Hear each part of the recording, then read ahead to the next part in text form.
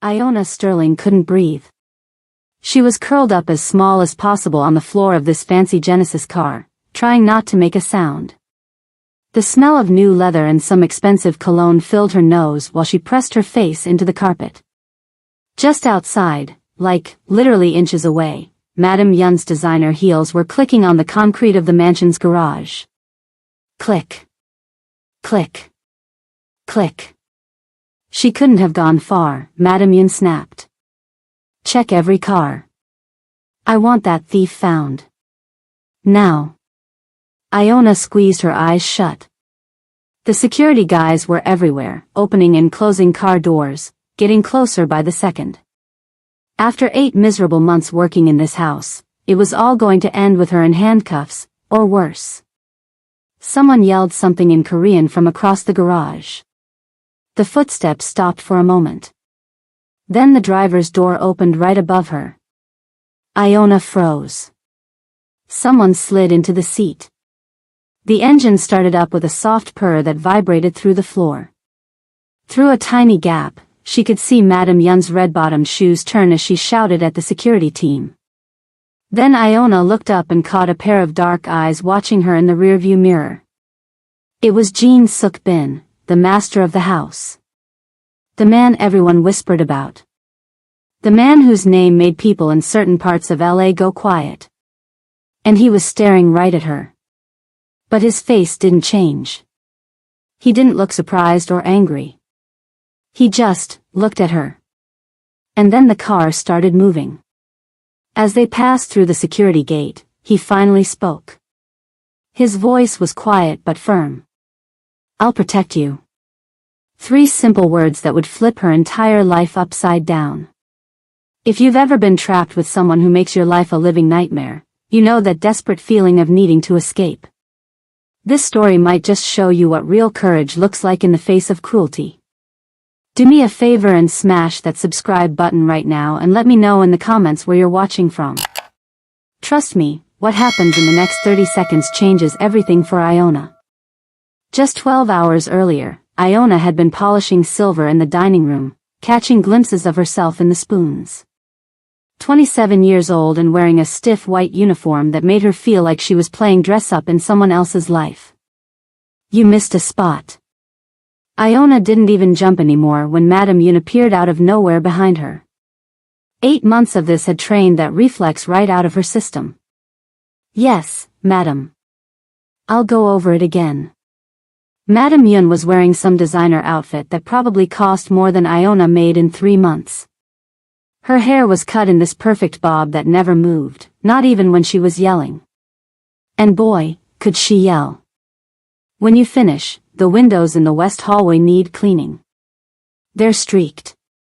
She made this little sniffing sound. I don't understand why Jean insists we keep American staff when they clearly don't understand proper standards. Iona let the insult roll off her back. She'd heard way worse, especially when Madame Yun had her fancy friends over and talked about Iona in Korean, thinking she couldn't understand a word. What Madame Yun didn't know was that Mrs. Park, the sweet old cook, had been teaching Iona Korean on the side. Not enough to speak it, but enough to understand when they were trashing her. 3 years of nursing school, 2 more working hospital shifts until her feet bled to pay for her mom's cancer treatments, and here she was, polishing rich people's silverware. But the pay was double what she'd make as a new nurse, and those medical bills weren't going to pay themselves. Miss Sterling. Iona looked up, surprised that Madame Yun was actually speaking directly to her for once. My diamond tennis bracelet is missing from my dressing room. Oh no. Iona felt her stomach drop. I haven't been in your dressing room today, madam. She carefully put down the spoon she'd been polishing. I've been working down here since breakfast. Yet somehow, it's gone. And you were seen on that floor this morning. I just delivered fresh towels to the linen closet, but I didn't. 15 carats. White diamonds. Platinum setting. Madame Yun stepped closer, her fancy perfume suddenly way too strong. Worth more than you would earn in 10 years. Quite a temptation for someone with money problems. A chill ran down Iona's spine. How did she know about the latest hospital bill? That collection notice had just arrived yesterday in her private P.O. box downtown. I would never steal from you or Mr. Bin, Iona said, standing straighter and looking Madame Yun in the eye, which she realized too late was a big mistake. Such disrespect. Madame Yun's voice got real quiet. I've put up with you because my husband thinks your work is acceptable. A mistake I now regret. She raised her voice and called out in Korean. Mr. Kong appeared in the doorway, looking like he always did, like he could break someone in half without messing up his suit. Everyone in the house knew to stay out of his way. The staff whispered about his military background and the things he'd done for the family business. Search her room, Madame Yun ordered in English, obviously wanting Iona to understand every word. And then search her. Thoroughly. Mr. Kong just nodded once. I'll call the police when you find it, Madame Yun continued. Theft over $50,000 is grand larceny in California. That's a felony, I believe. Iona felt like someone had punched her in the chest. A felony would end everything, no nursing license, no hospital job, no future. Period. Madame Yun, please, I didn't.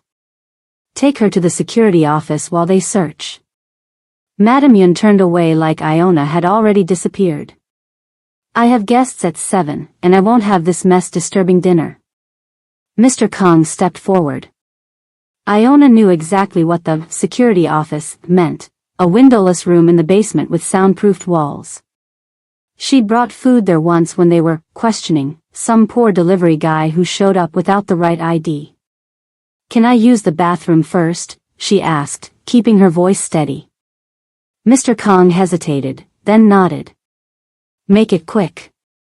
Iona walked to the staff bathroom near the kitchen, being careful not to move too fast. Her mind was racing through options, each one worse than the last. The mansion had cameras everywhere. Except for one spot. The service entrance to the garage had been under repair for 2 days, with the security camera temporarily out. She'd heard Mr. Kong complaining about the contractor's delays that very morning. In the bathroom, Iona splashed cold water on her face and looked in the mirror. The woman staring back didn't even look like her anymore, eyes wide with fear, shoulders all tensed up. This wasn't her life.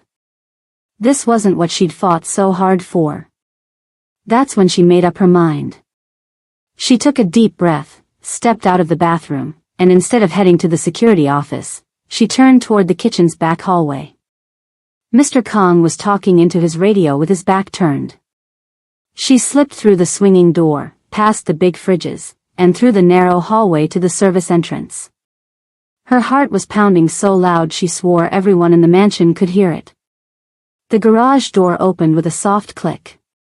She stepped into the dim space filled with ridiculously expensive cars, the Bentley, the Maybach, a bunch of Mercedes SUVs. And there in the corner, a black Genesis sedan with the driver's door not quite closed. She heard footsteps coming from the kitchen. They'd already noticed she was gone. Iona didn't think, she just moved, diving into the back of the sedan and curling up on the floor behind the driver's seat. The carpet was soft against her cheek as she pulled her knees up to her chest. And that's where she was when Jin Sukbin found her and said those 5 words that changed everything. The car smoothly left Bel Air behind, cruising past all those massive houses into Beverly Hills. Iona stayed frozen on the floor, not sure if she should sit up or stay hidden. Then he made the decision for her. You can sit up now, Jin Sukbin said, his eyes finding hers in the mirror again. No one's following us. Slowly, Iona pulled herself onto the back seat. Her uniform was all wrinkled, and her neatly pinned bun was falling apart. She'd never been this close to him before. In 8 months, she'd only seen him from a distance, coming and going for meetings or eating alone in his study. Up close, he was younger than she'd expected, maybe late 30s. His face was all sharp angles except for his eyes, which seemed surprisingly gentle. His suit probably cost more than her car, but he only wore a simple wedding ring. Jean spoke into his phone in rapid Korean. Whatever he said made the driver in another car behind them suddenly turn and head in the opposite direction. Their car sped up, heading west toward the ocean on Sunset Boulevard. "They say the devil you know is better than the one you don't," he said, his dark eyes meeting hers in the mirror. His English was perfect with just a hint of an accent. "But they haven't met my wife." He pulled over at one of those lookout spots on Mulholland Drive, where the whole city spreads out below like a sea of lights. When he turned to look at her directly, his face was impossible to read. "Now tell me, Iona Sterling, how far are you willing to go to disappear completely?" The city lights blurred outside the car window as Jean Sukbin steered the Genesis down Mulholland Drive toward the coast. Iona sat stiffly in the back seat, her hands clutched in her lap, trying to process what had just happened. 1 minute she'd been polishing silver, and the next she was fleeing in her employer's car, accused of a theft she didn't commit. "Are you hungry?" Jean asked suddenly, breaking the silence. The question was so normal, so unexpected, that Iona almost laughed. No. Yes. I don't know." She shook her head. "I don't think I can eat right now." Jean nodded, his eyes on the road. "Fear does that. But you should try. It's going to be a long night." He pulled into a drive-thru, something so ordinary that it seemed bizarre given the circumstances.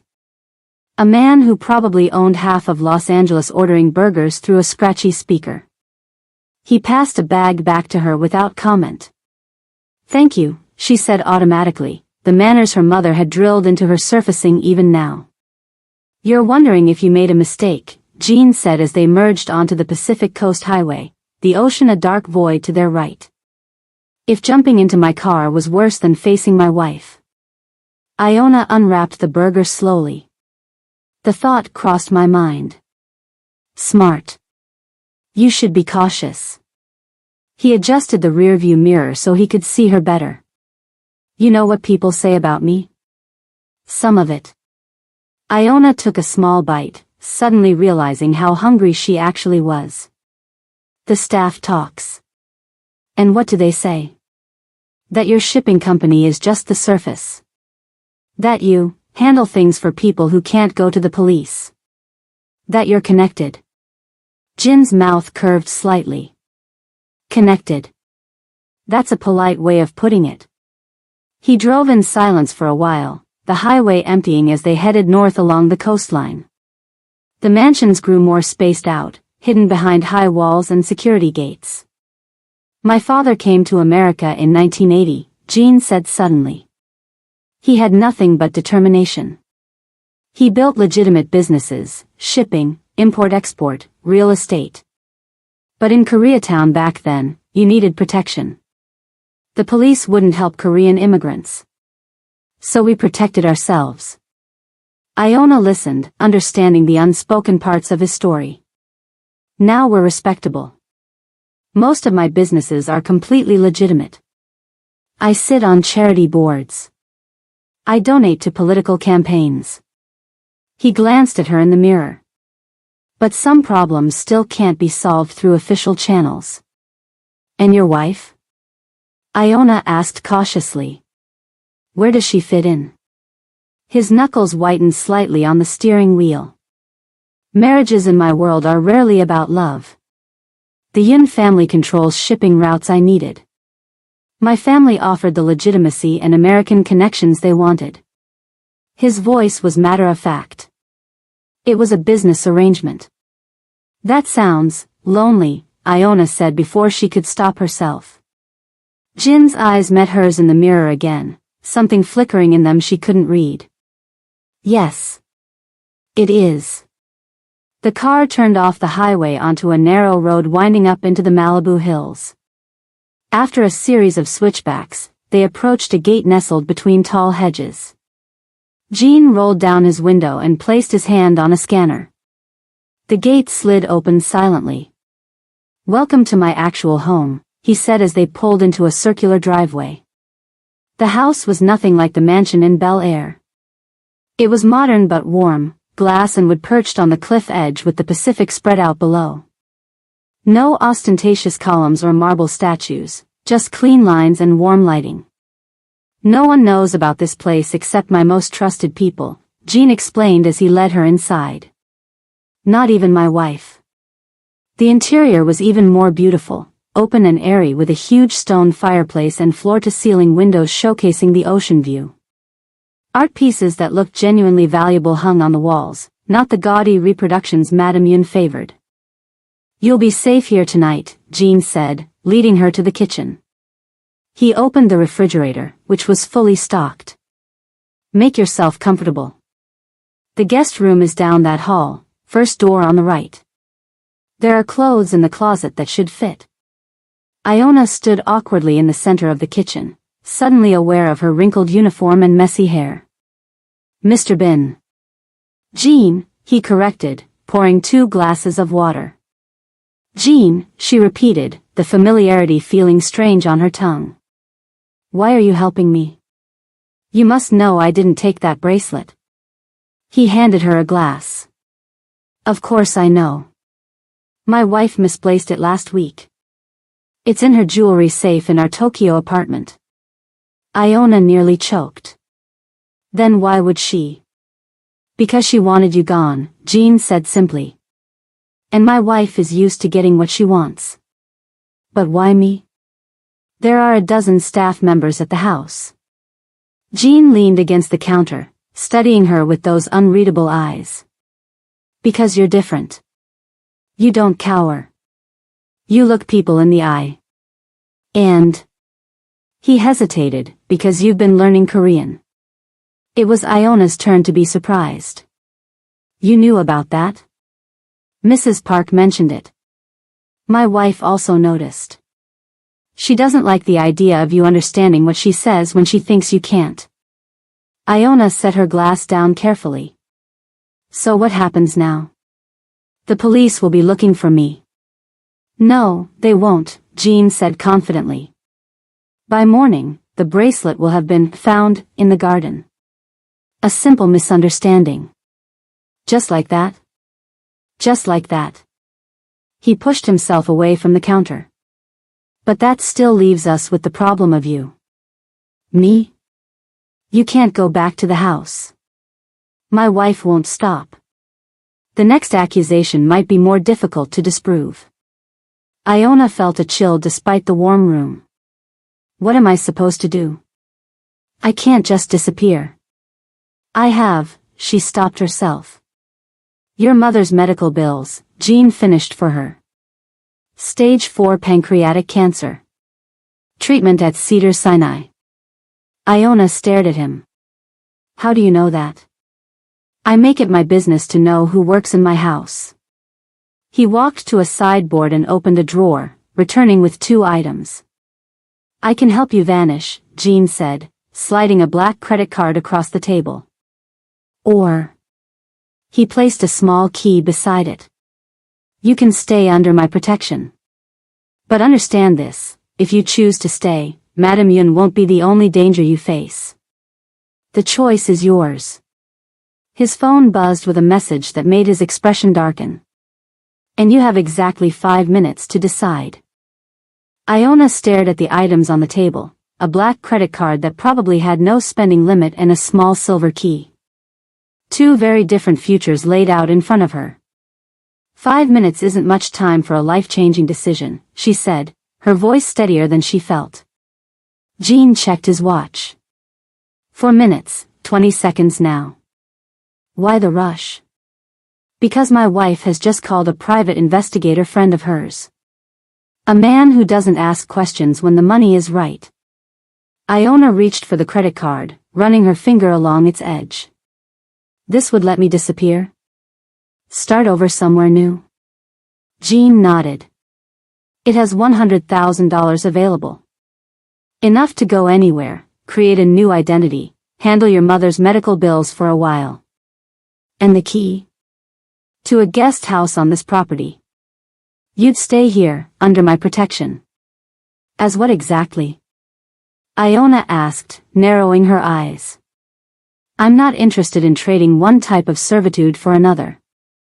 A flash of surprise crossed Jin's face, quickly replaced by something that might have been respect. Not as staff. As someone under my protection while we solve a mutual problem. Iona picked up the key, feeling its weight. Freedom with uncertainty or safety with strings attached. Her mother had always told her to trust her gut. I'll stay, she said finally. But I want to know exactly what I'm agreeing to. Jean smiled slightly. You made the right choice. The card wouldn't have worked anyway. What? Iona's eyes widened. It's a real card with real money, but my wife's PI friend would have tracked any transactions within hours. You'd have been found before you crossed state lines. He took the card back. I needed to know if you were smart enough to see the trap. Iona let out a breath. So there was no real choice. There's always a choice. Yours was between bad odds and better ones. Jean pocketed the card. Now, let's discuss the arrangement. Just then, the front door opened.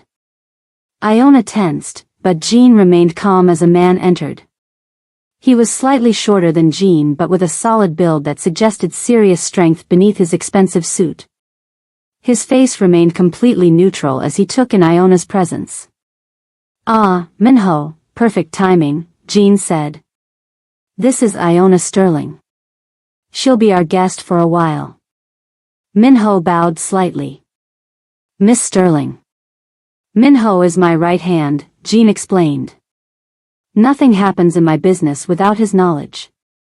And what exactly is your business? Iona asked. The real one, I mean. Jean and Minho exchanged a glance. Problem solving, Jean answered. For people and situations that require discretion. He means we fix things the legal system can't or won't, Minho added, his voice surprisingly gentle despite his intimidating presence. Sometimes that's legitimate. Sometimes it's not.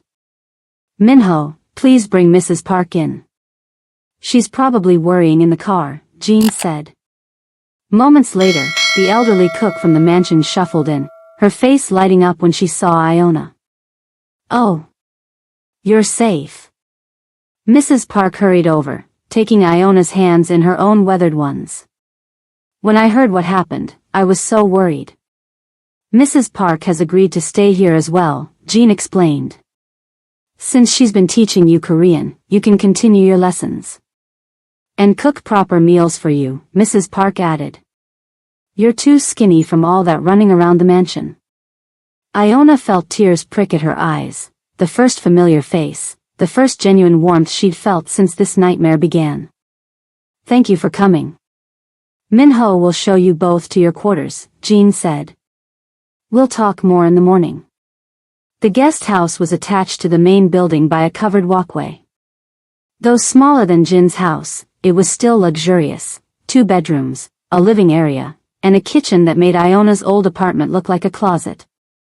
Floor-to-ceiling windows showcased the same breathtaking ocean view. After Mrs. Park had fussed over her and finally gone to bed, Iona stood at the window, watching waves crash against the cliffs below. The place was beautiful, but she couldn't shake the feeling of being in a gilded cage.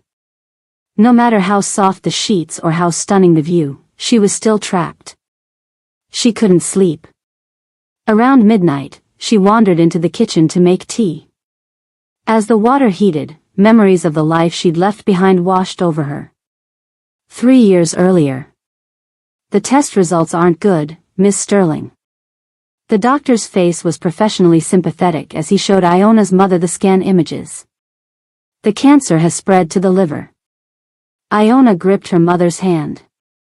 At 49, Diane Sterling looked 20 years older, her body ravaged by the disease. What are our options?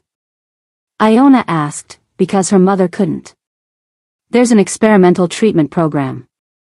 It shows promise for cases like your mother's, but... He hesitated. It's not covered by insurance, Iona finished for him. Unfortunately, no. The out-of-pocket cost is substantial. Later that night, Iona sat at their small kitchen table, surrounded by bills and student loan statements. 2 years left in nursing school. No way to work full-time and finish her degree. Her mother sleeping in the next room, unaware that Iona was about to drop out. The job listing had appeared in her email that same night. Private household staff for an affluent family. Requirements: discretion, willingness to live on site, no criminal record. Salary: 3 times what she'd make as a nursing assistant. It seemed like fate. Or a devil's bargain. A soft cough pulled Iona from her memories. She turned to find Jean standing in the doorway. "I didn't mean to startle you," he said, looking more casual in dark jeans and a simple button-down shirt. "I saw the light. I couldn't sleep." Few people can, their first night in a strange place. He nodded toward the kettle. "May I join you?" They sat at the kitchen island with steaming mugs of tea. Jean turned on a small TV mounted under the cabinet, keeping the volume low. "You should see this," he said. It was a local news broadcast. Madame Yun stood outside the Bel Air mansion, looking appropriately distressed as cameras flashed. Deeply concerned for Miss Sterling's safety, she was saying. She left in a very emotional state after the misunderstanding. "We just want to know she's all right." The screen showed Iona's driver's license photo. "She's reporting me missing?" Iona asked incredulously. "Not as a thief. The bracelet was found this afternoon," Jean explained. "Now she's playing the concerned employer. It's actually worse for you this way." "How is that worse?" "If you were accused of theft, you could fight it legally. This way, she looks sympathetic while the entire city searches for you. And when you're found in my company." He let the implication hang. Iona understood. "People would think you took me." "Exactly. My wife is smarter than she looks." He muted the TV. "But I have a plan to clear your name and get you your life back." "Why would you do that for me?" Jean studied her for a long moment. "Because you're useful to me." "Useful how?" Jean pulled out a laptop and opened it. "The bracelet wasn't the only thing she's hidden," he said, typing in a password. The screen showed security footage from the mansion. "For 3 years, I've suspected my wife has been feeding information to my enemies." He paused, studying Iona's reaction. "That's where you come in. You're going to help me prove it, by becoming the person she fears most, someone who knows her secrets." "Your pronunciation is improving," Mrs. Park said with a smile as Iona repeated the Korean phrase for the 5th time. "But your tongue is still too flat on the second syllable." It had been 2 weeks since Iona had hidden in Jin's car and her days had fallen into a strange new routine. Mornings were for Korean lessons with Mrs. Park, afternoons for whatever training Jean or Minho had planned, and evenings were spent watching the news reports about her disappearance gradually move from headline to footnote. Again, Mrs. Park insisted, tapping the table with her wooden spoon. Iona sighed but repeated the phrase. Language had always come easily to her, but Korean was challenging. All those subtle sounds her English-trained mouth struggled to form. "Better." Mrs. Park beamed. "You'll be arguing with Madame Yun in her own language before you know it." "That's the goal, isn't it?" Iona said, stretching her stiff shoulders. She'd been sitting at the kitchen table for 3 hours. The sliding door opened and Jean walked in, dressed in one of his immaculate suits. He'd been gone since dawn, handling whatever mysterious business kept his empire running. "How are the lessons?" he asked, loosening his tie. "She's a natural," Mrs. Park said proudly before excusing herself to start dinner. Jean poured himself a glass of water, watching Iona over the rim as he drank.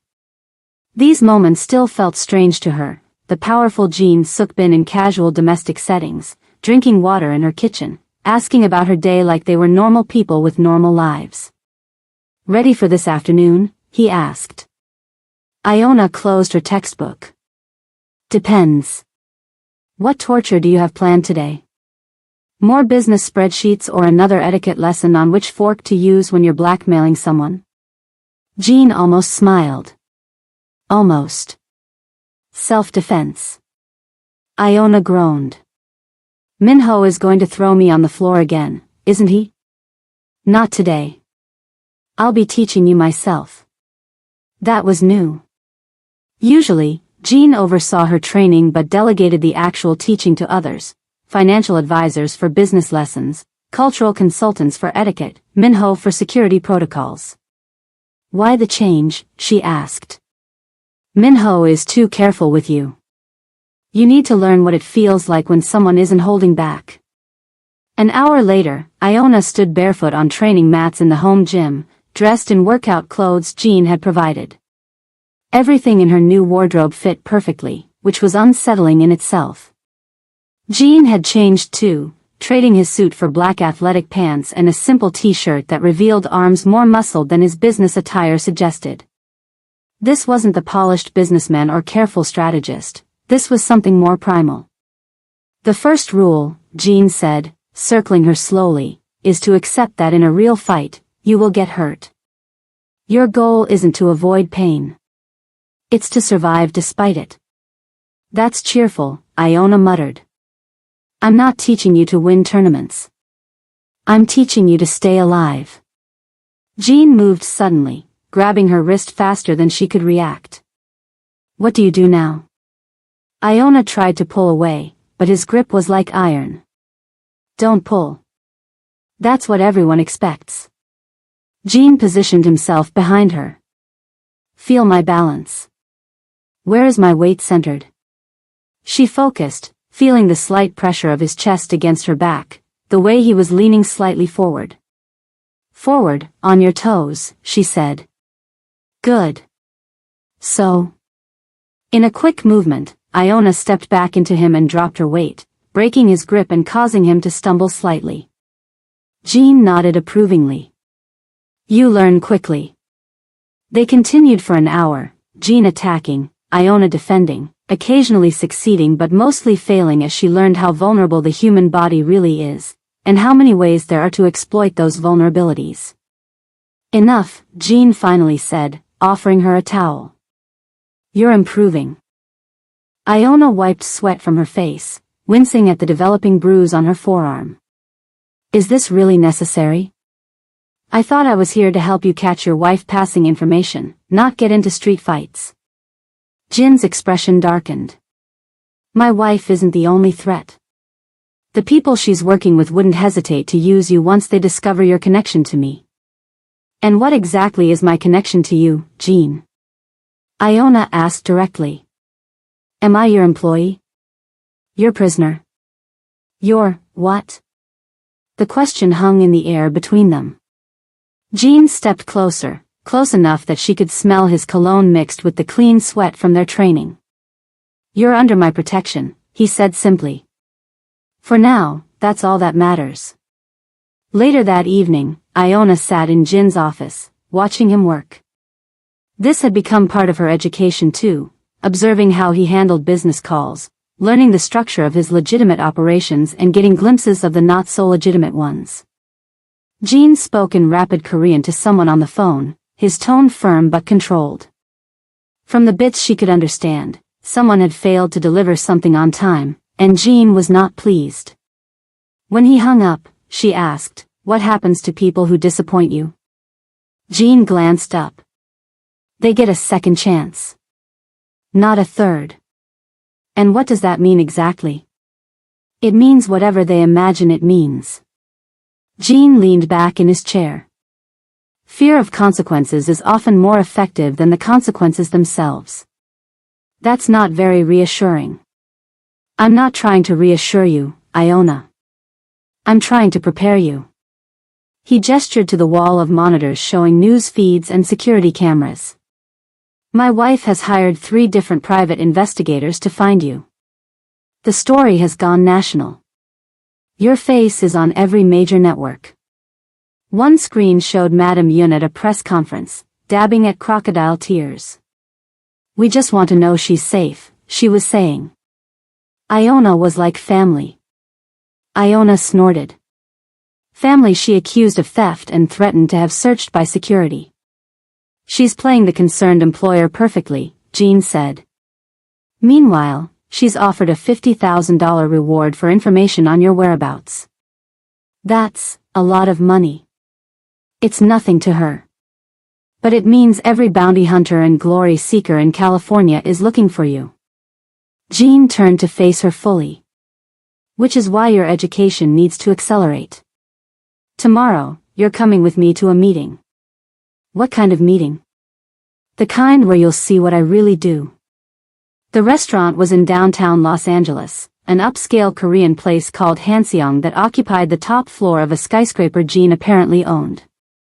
Iona sat at a private table in the corner, dressed in designer clothes she still wasn't comfortable wearing, watching Jean across the room. He was meeting with 3 older Korean men, their conversation too quiet and distant for her to hear. Minho stood beside her, vigilant as always. Who are they? Iona asked softly. Community leaders, Minho answered. They come to Jean when they have problems the police can't solve. What kind of problems? Today? Protection money demands from a new gang targeting Korean businesses. Last month?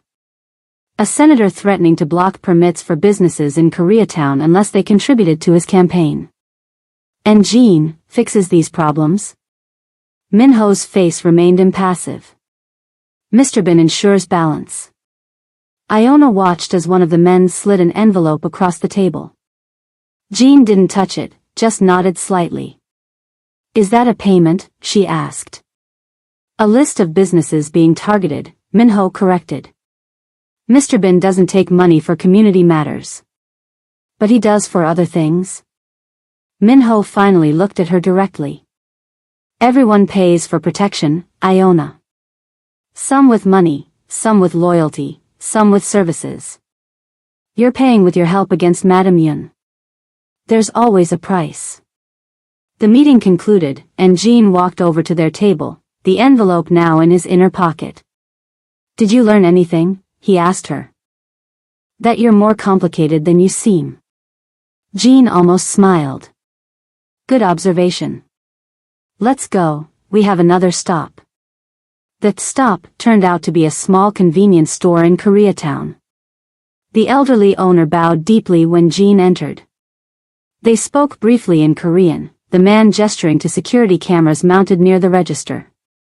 Jean turned to Iona. Mr. Choi's store was robbed last week. The police took a report but said there wasn't enough evidence to pursue it. So you're going to find who did it? Iona asked. Minho already has, Jean said. Now we're ensuring it doesn't happen again. As they left, Iona noticed 3 hard-looking men arrive in a black SUV, entering the store after them. She didn't ask what they were going to do. Back in the car, Jean was quiet, reviewing something on his phone. You protect them, Iona said finally. The Korean community. Someone has to, Jean replied without looking up. When my father came to America, he learned quickly that immigrants need to create their own justice. Is that what you're doing? Justice? Jean finally met her eyes. I'm doing what's necessary. Days turned into weeks. Iona's Korean improved rapidly. She learned about Jin's businesses, shipping, real estate, technology investments. She studied Madame Yun's patterns, preparing for whatever role Jean was grooming her for. And every day, the connection between them grew more complex.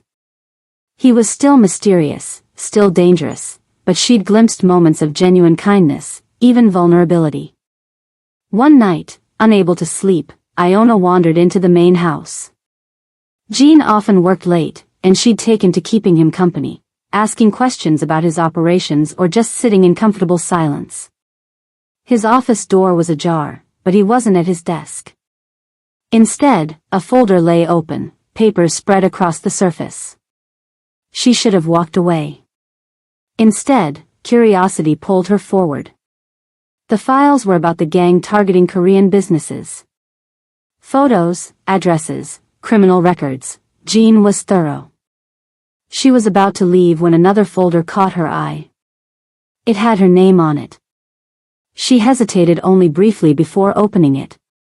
Inside was a complete history of her life, employment records, medical history, financial statements. And photographs. So many photographs. Iona walking to nursing school. Iona visiting her mother in the hospital. Iona applying for the job at the mansion. Some of the photos dated back 2 years, long before she'd ever worked for the Bins. One photograph slipped from the folder, Iona at her mother's hospital bedside 2 years ago. "You've been watching me for years," she whispered, backing away as she heard Jin's footsteps approaching. "This wasn't chance. You planned all of this." Jin stood in the doorway, his face unreadable as he saw the open folder. "There are no coincidences in my world, Iona," he said quietly. "The question isn't why I chose you." His eyes burned into hers. "The question is why my wife is so determined to destroy you specifically." Iona stood frozen, the photograph still clutched in her trembling hand. The woman in the hospital bed, her mother, looked so frail, so small against the white sheets. And the date stamp in the corner was unmistakable, 2 years ago, long before Iona had ever set foot in the Bin mansion. "How long have you been watching me?" she asked, her voice barely above a whisper. Jean stepped fully into the office, closing the door behind him with a soft click. "Sit down, Iona." "I don't want to sit down," she said, anger rising through her confusion. "I want answers. Why do you have pictures of my mother?" Jin's expression softened slightly. "Because she worked for my family 25 years ago." The words hit Iona like a physical blow. "What? That's impossible. My mom was a teacher in Atlanta before we moved to Los Angeles." "Before that," Jean said, moving toward his desk and opening a drawer. He pulled out an old photograph and placed it on the table. "This was taken at my father's first restaurant in Los Angeles, 1997. Iona reluctantly moved closer.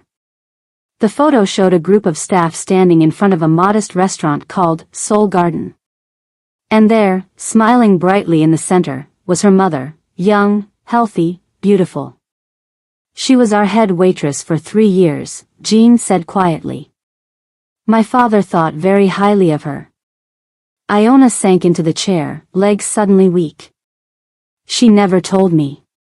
People have reasons for keeping their past separate from their present. Jean sat across from her. "Your mother left Los Angeles suddenly in 1999. She moved to Atlanta, changed her name slightly from Diane to Diane, and started over."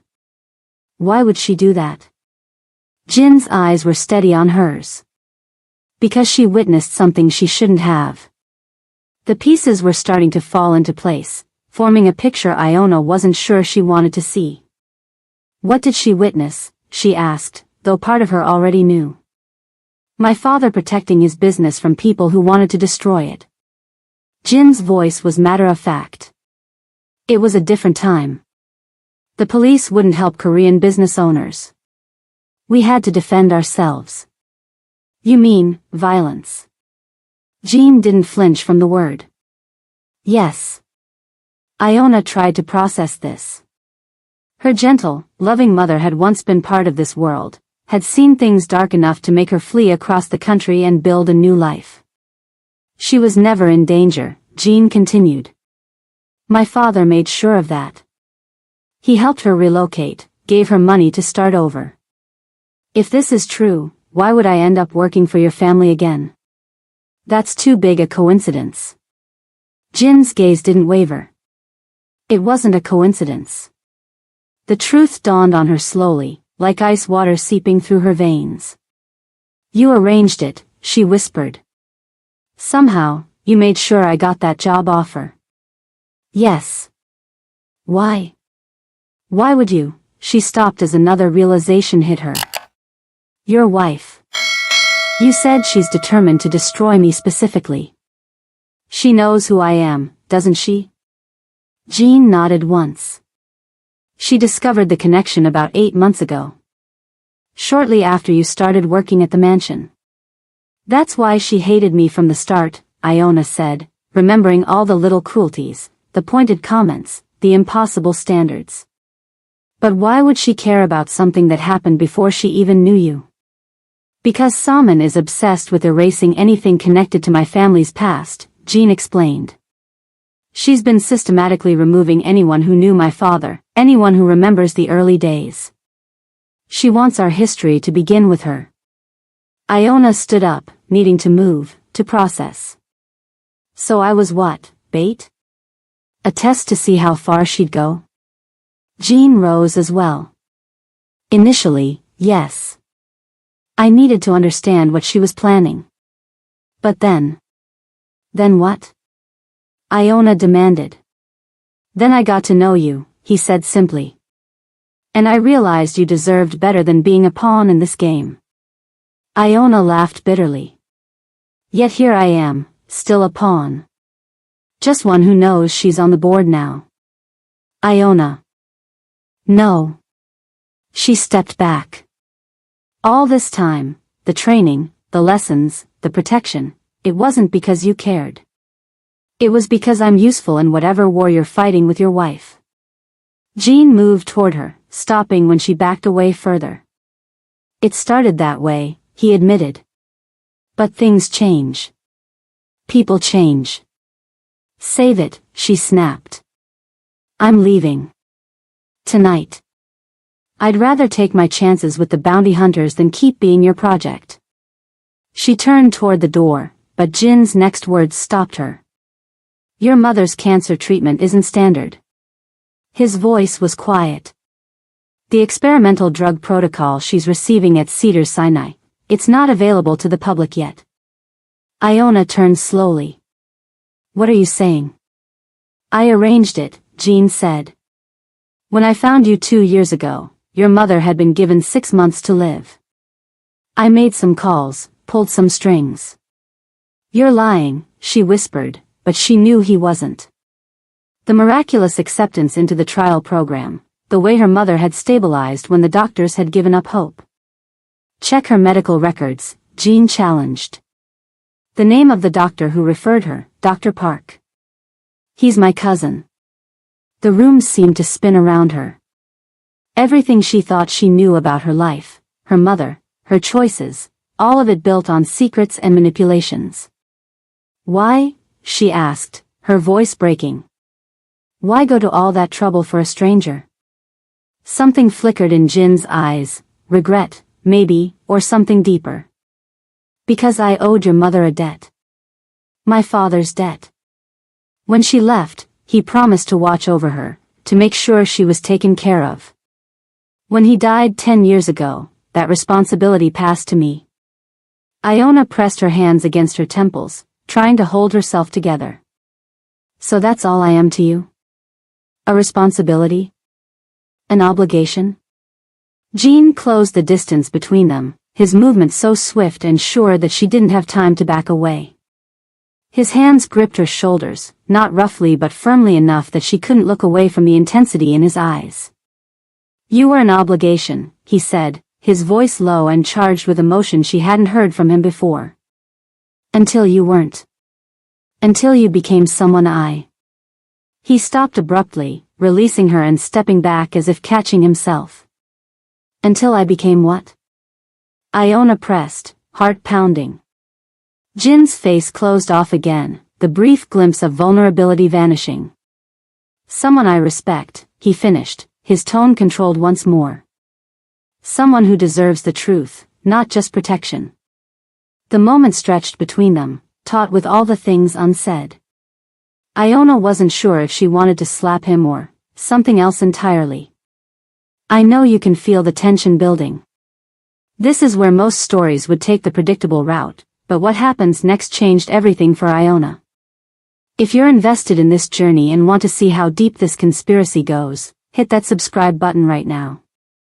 Drop your city in the comments because I want to know where my loyal listeners are from. Now, let's get back to the moment that turns this entire story on its head. The security alarm shattered the silence between them. Red lights flashed throughout the house as monitors in Jin's office switched to exterior camera feeds. 3 black SUVs had pulled up outside the gate, men in tactical gear spilling out. How did they find us? Iona asked, momentarily forgetting her anger in the face of immediate danger. Jin was already moving, pulling open a hidden panel in the wall to reveal an arsenal of weapons. They've been watching Minho, he said, checking a handgun before tucking it into his waistband. He must have been followed here. As if summoned by his name, Minho burst into the office, his usually impeccable appearance disheveled, a thin line of blood trickling from his temple. 6 men at the gate, for coming around the cliffside, he reported. Professional. Military-grade equipment. Jean nodded once. Get Mrs. Park to the panic room. Then take position in the East Hall. Minho's eyes darted to Iona. And Miss Sterling? She stays with me, Jean said, his tone leaving no room for argument. After Minho left, Jean handed Iona a small pistol. Remember what I taught you. Point and squeeze. Don't hesitate. The weight of the gun was unfamiliar, terrifying. Jean, I can't. You won't have to, he said firmly. But having it is better than not having it. He led her through the house toward a reinforced room at the back, but they never made it. The sound of breaking glass came from somewhere near the kitchen, followed by the heavy thud of boots on tile. Jean pushed Iona behind him just as 2 men in black tactical gear rounded the corner. They raised their weapons, but Jean was faster. He moved with a lethal grace Iona had never seen before, closing the distance before they could fire. What happened next was almost too fast to follow. Jean struck the first man in the throat, grabbed his arm as he choked, and used him as a shield while disarming the second man. Both attackers were unconscious on the floor within seconds, without a single shot fired. Stay close, Jean ordered, his voice colder and harder than she'd ever heard it. They moved through the house like shadows, Jean dispatching another intruder with the same efficient brutality. This wasn't the businessman Iona had come to know, this was someone else entirely, someone who had lived with violence so long it had become second nature.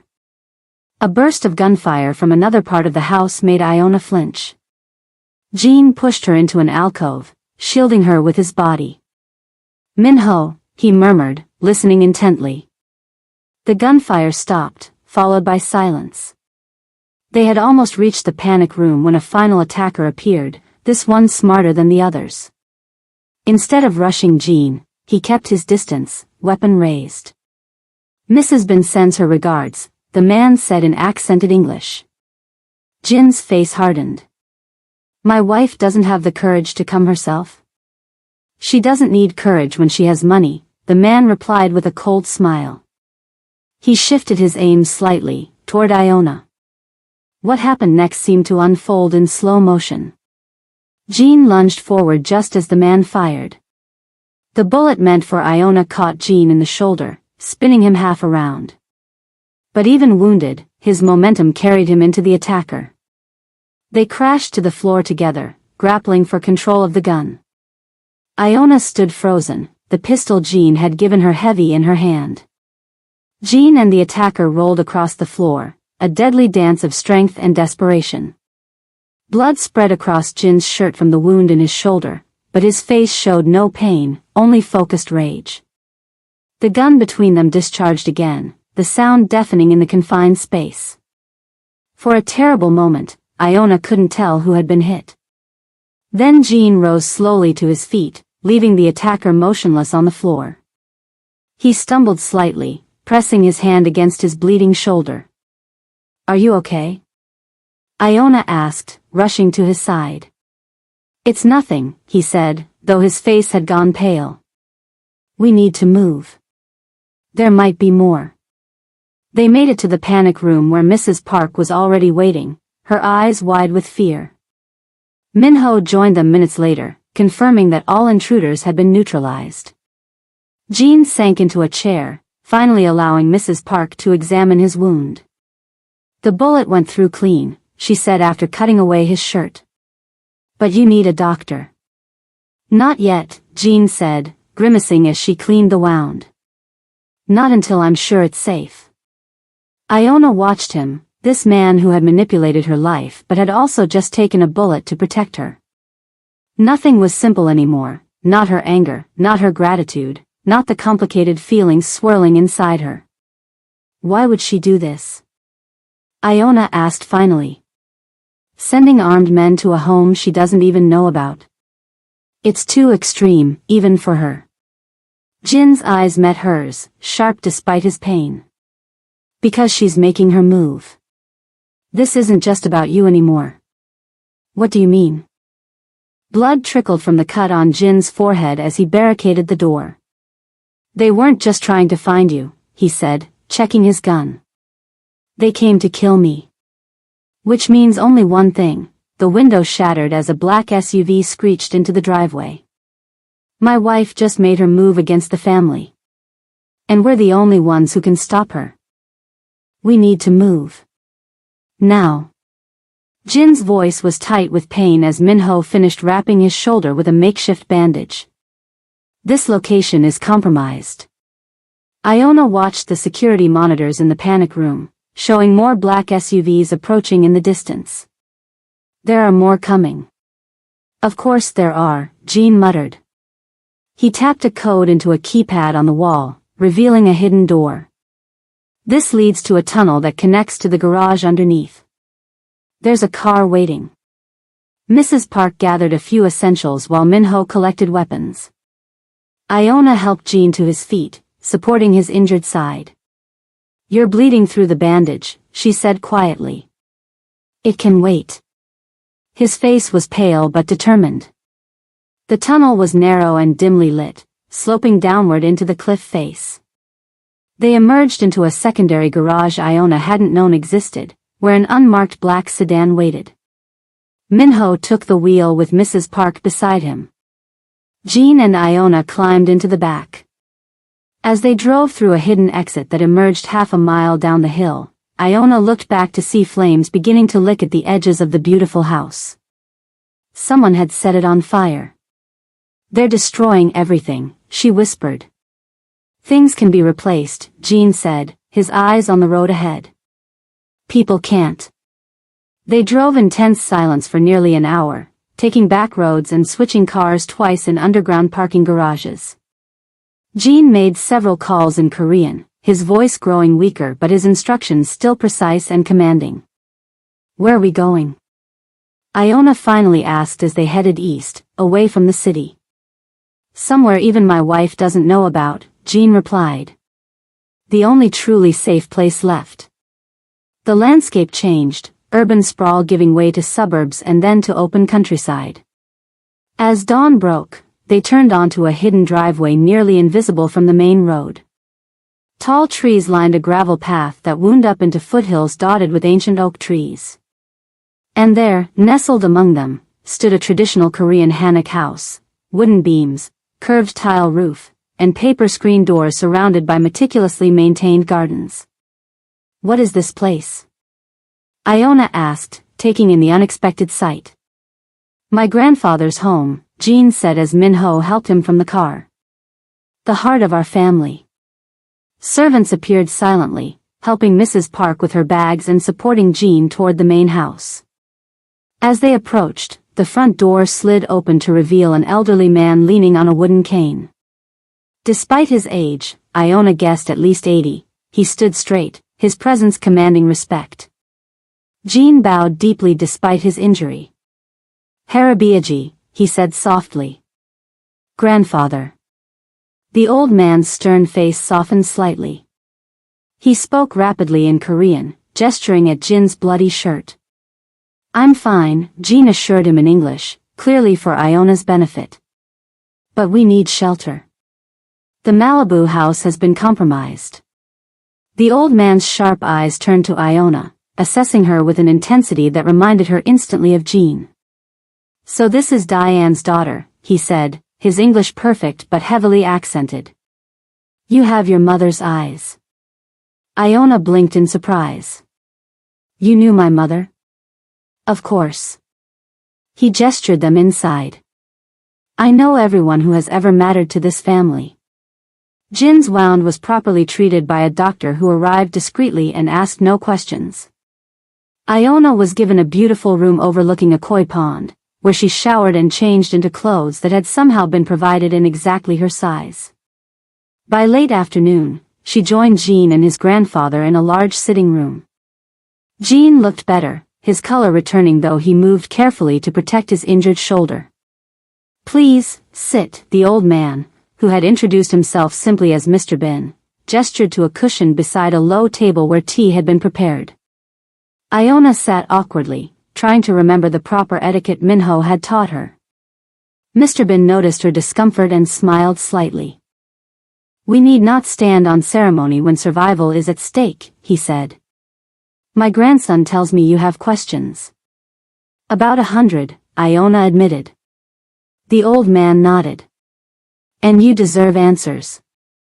But first, he turned to Jean and spoke in rapid Korean. Jean replied respectfully, bowing his head slightly at whatever his grandfather had said. My grandfather wishes you to understand who we are, Jean translated, before you judge what we do. Mr. Bin sipped his tea. Our family came to America in 1975, after the war.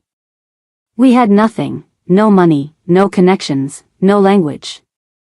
What we did have was determination and honor. He gestured around the room, where Iona noticed for the first time old photographs hanging on the walls, showing what must have been Jin's parents and grandparents in front of a small grocery store, then a restaurant, then various other businesses. We built everything from nothing, Mr. Bin continued. But we faced obstacles. The police would not protect Korean businesses. Banks would not lend to us. So we protected ourselves. We created our own systems. You became what people needed, Iona said, understanding dawning. The old man nodded, pleased. Precisely. Not just money lenders or security, but justice when the American system failed our community. Jean sat quietly, letting his grandfather tell their story. His usual commanding presence softened in the old man's company. And my mother? Iona asked. How does she fit into this? Mr. Bin's eyes grew distant with memory. Diane was special. She worked in our first successful restaurant while studying at university. She was family to us. Until she witnessed something unfortunate. She saw someone get hurt, Iona guessed. She saw justice being delivered, Mr. Bin corrected gently. But it frightened her. She was not raised in our world. So we helped her leave, start a new life. And now Salmon, Madam Yun, is trying to erase that past? Iona asked, looking at Jean. Jean nodded, his expression hardening. My wife comes from a rival family in Seoul. Our marriage was arranged to bring peace between our organizations. But it seems she had other plans all along. Mr. Bin set down his teacup with a sharp click. She has been selling our information to her family for years. Business details, security protocols, names of our allies. But now, he looked at Jean, she has gone too far. The attack tonight wasn't just about finding me, was it? Iona asked. No, Jean said grimly.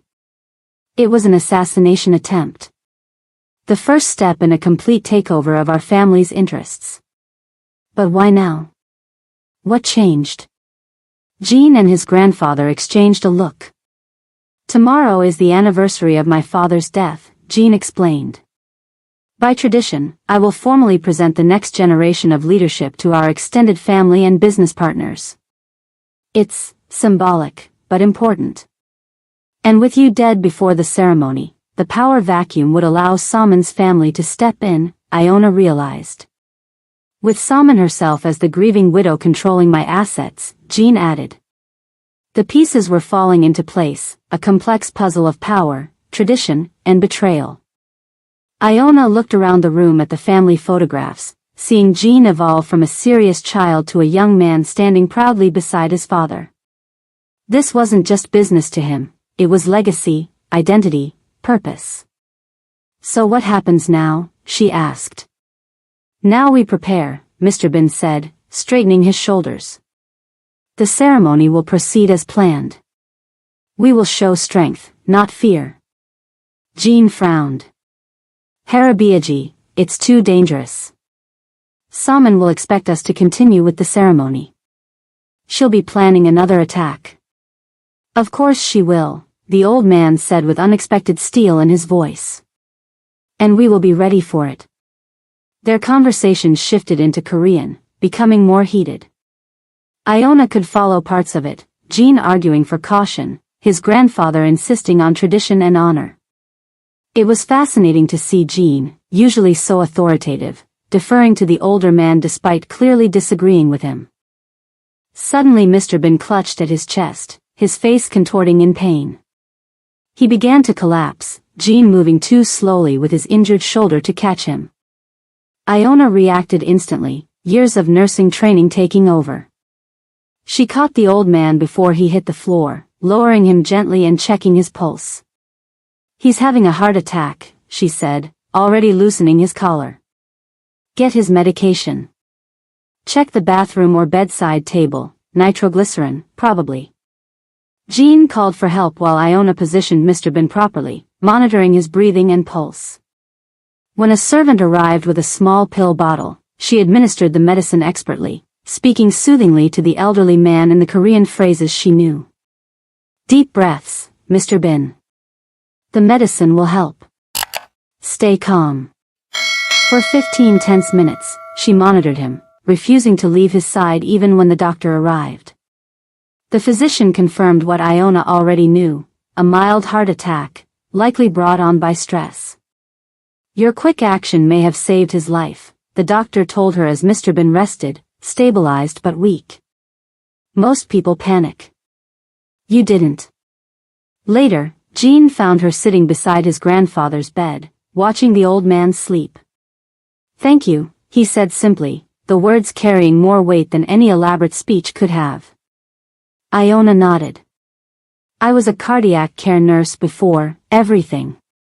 Jean sat beside her, careful of his injured shoulder. For a long moment, they watched the steady rise and fall of Mr. Bin's chest. "He's a stubborn old man," Jean said finally, his voice soft with affection. "He insists the ceremony must continue tomorrow."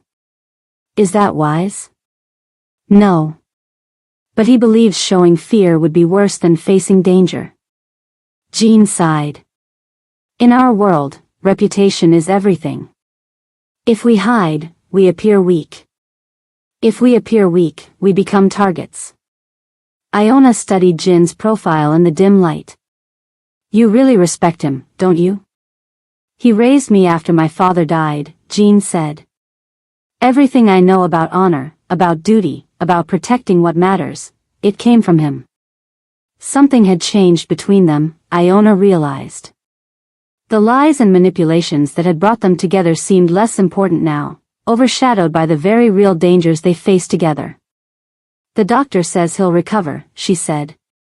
"But he needs rest and minimal stress." Jean nodded. "Which he won't get if he attends the ceremony." He looked at her directly. "I need your help, Iona."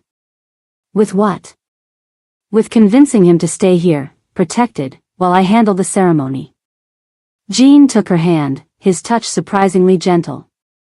"He listens to you. He respects what you did today." Iona considered the request. "And what about me? Will I be attending this ceremony too?" Jean hesitated. "That's your choice. I promised you protection, but I can't guarantee your safety if you come with me tomorrow. Saman will have planned carefully. It will be dangerous. And if I choose not to go?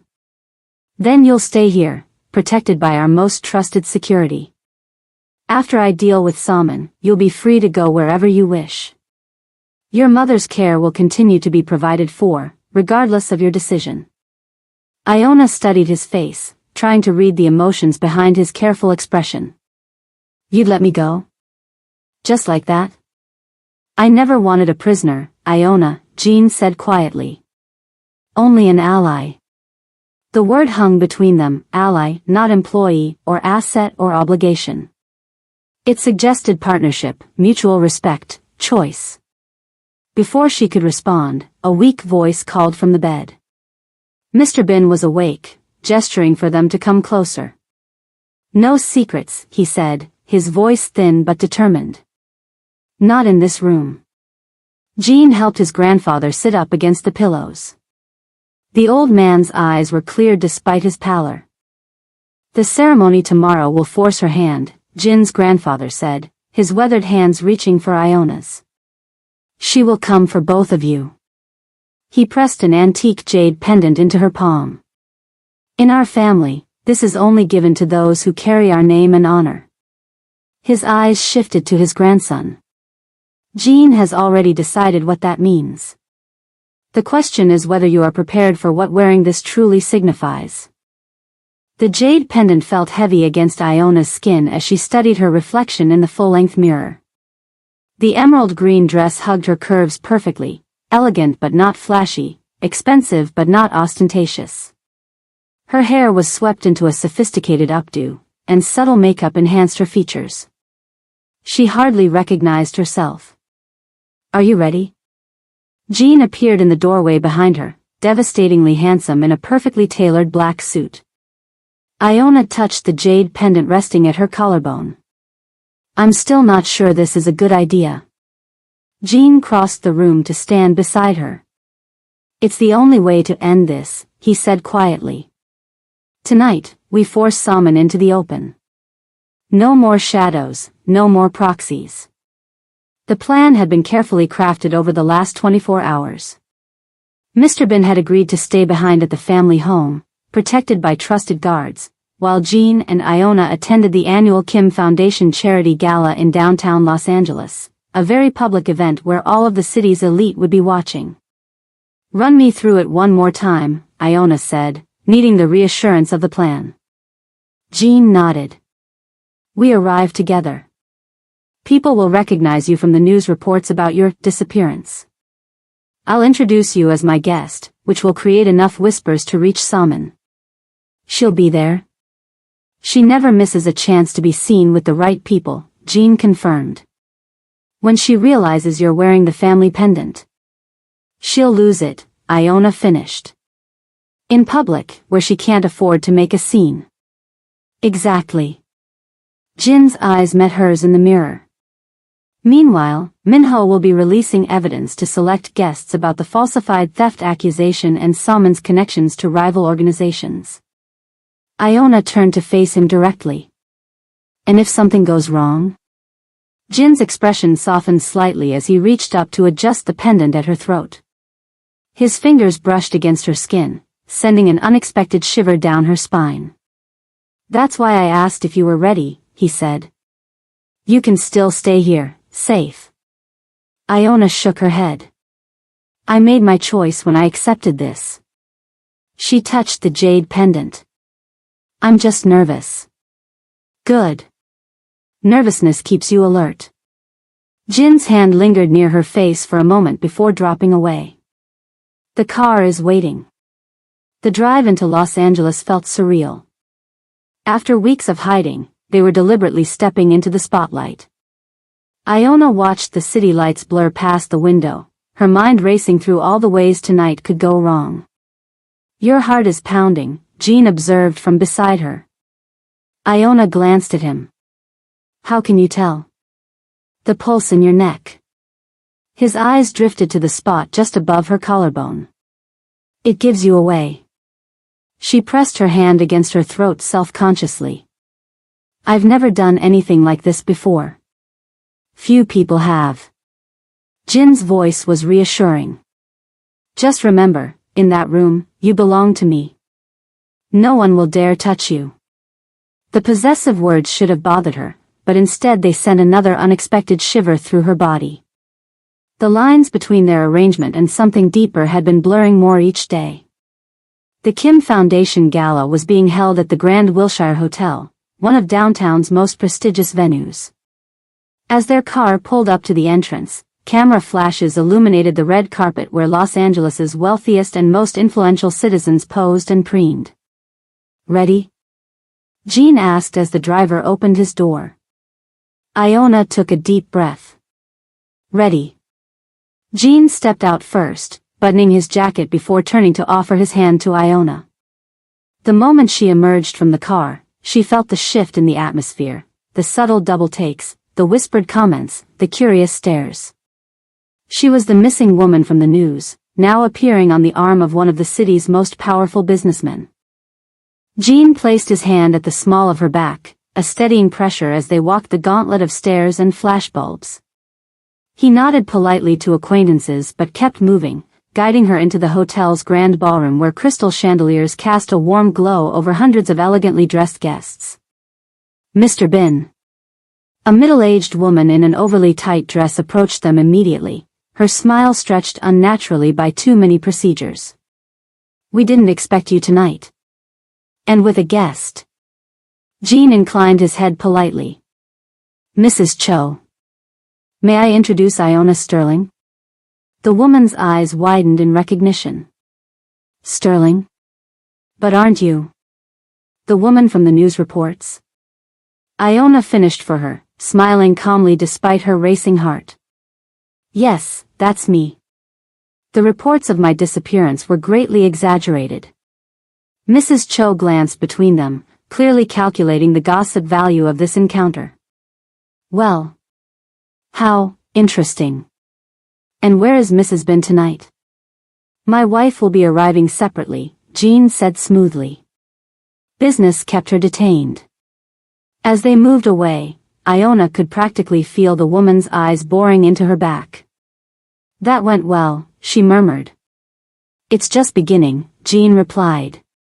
"Salmon will have heard we're here within minutes."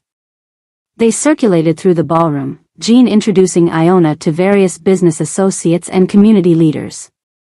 With each introduction, the whispers grew, spreading through the crowd like ripples in a pond. Iona felt eyes following her everywhere, some curious, some judgmental, some calculating. "That pendant," an elderly Korean woman remarked during one introduction, her eyes narrowing on the jade at Iona's throat. "That is the Bin family heirloom, is it not?" "Yes, it is," Gene confirmed, his hand resting possessively at Iona's waist. "My grandfather insisted." The woman's eyebrows nearly reached her hairline, but she said nothing more, merely bowing slightly before moving away. "That's going to get back to Salmon," Iona whispered. "That's the point," Gene replied, his breath warm against her ear. "Are you doing okay?" "I'm fine," she assured him, though her nerves were stretched to the breaking point. "Any sign of her yet?"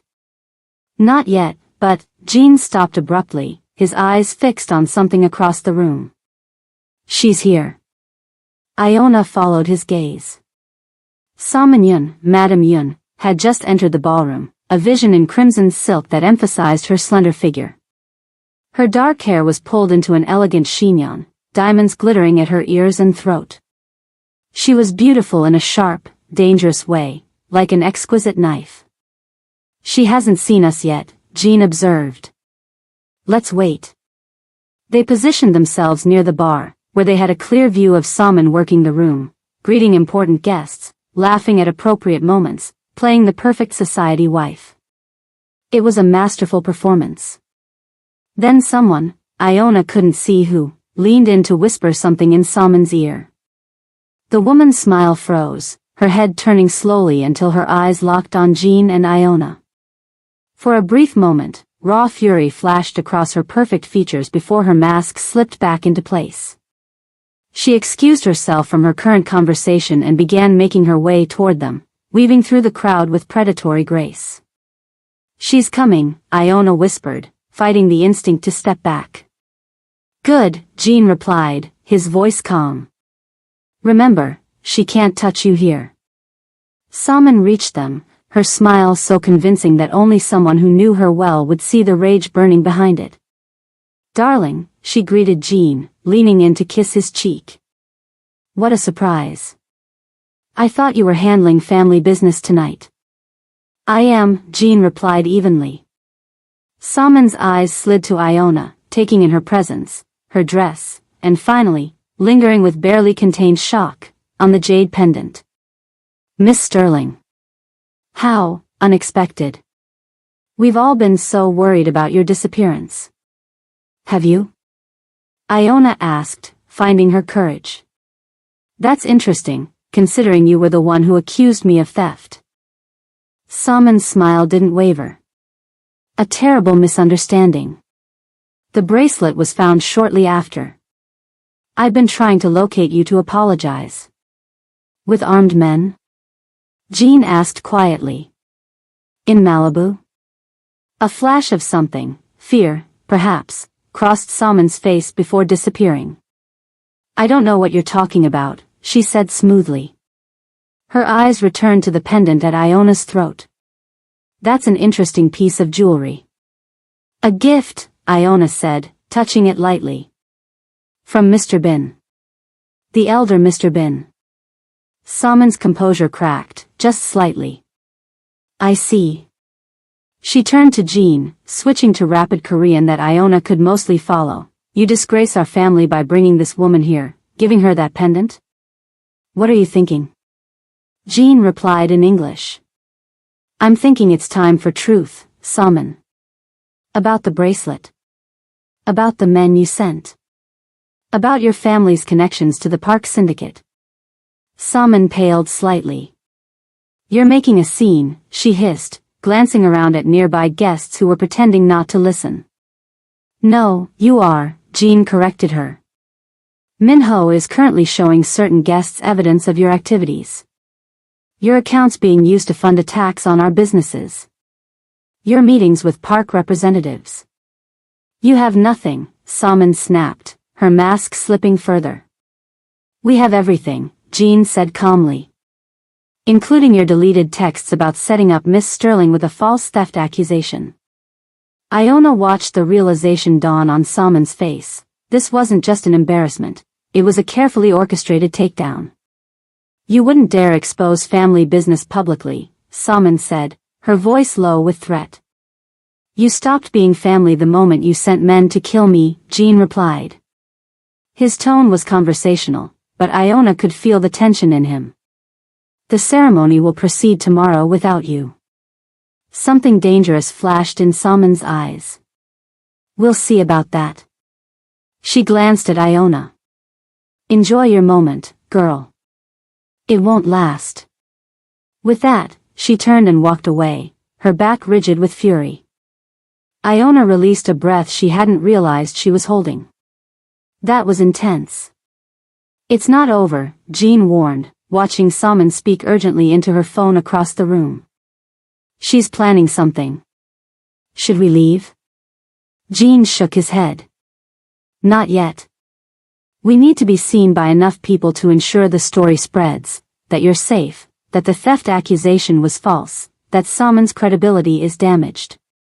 They continued circulating, though Iona could feel the weight of Salmon's glare following them around the room.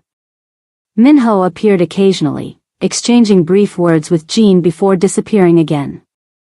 It's working, Jean told her after one such conversation. Several key community leaders have seen the evidence. Salmon's influence is already crumbling. The evening wore on, a strange dance of social niceties layered over life-or-death stakes. Iona's feet ached in her heels, but she maintained her composure, drawing on reserves of strength she hadn't known she possessed. As the event began winding down, Jean guided her toward a quiet terrace overlooking the city lights. The cool night air was a relief after the stuffy ballroom. You did well in there, Jean said, loosening his tie slightly. Not everyone could have faced her so calmly. I wasn't calm, Iona admitted. I was terrified. You didn't show it, Jean said, his voice warm with approval. That's what matters.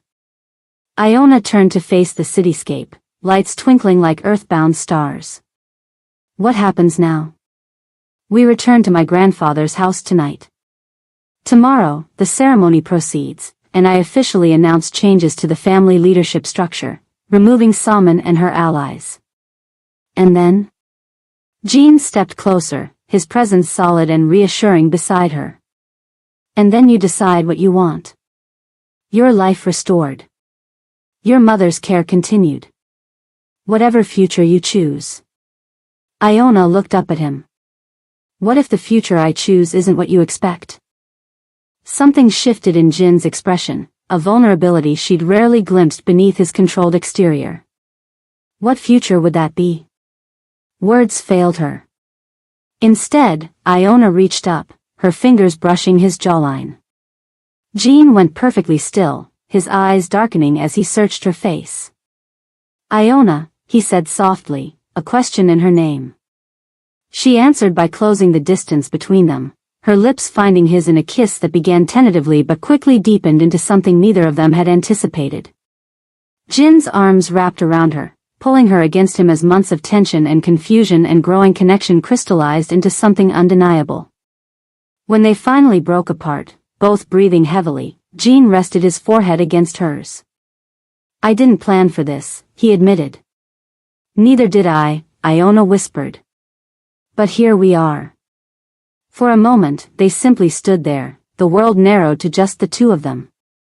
Then Jin's phone vibrated, breaking the spell. Minho says it's time to leave, he said, checking the message. Salman left 20 minutes ago. It's not safe to linger. Reluctantly, they returned to the ballroom, making their goodbyes to key guests before heading for the exit.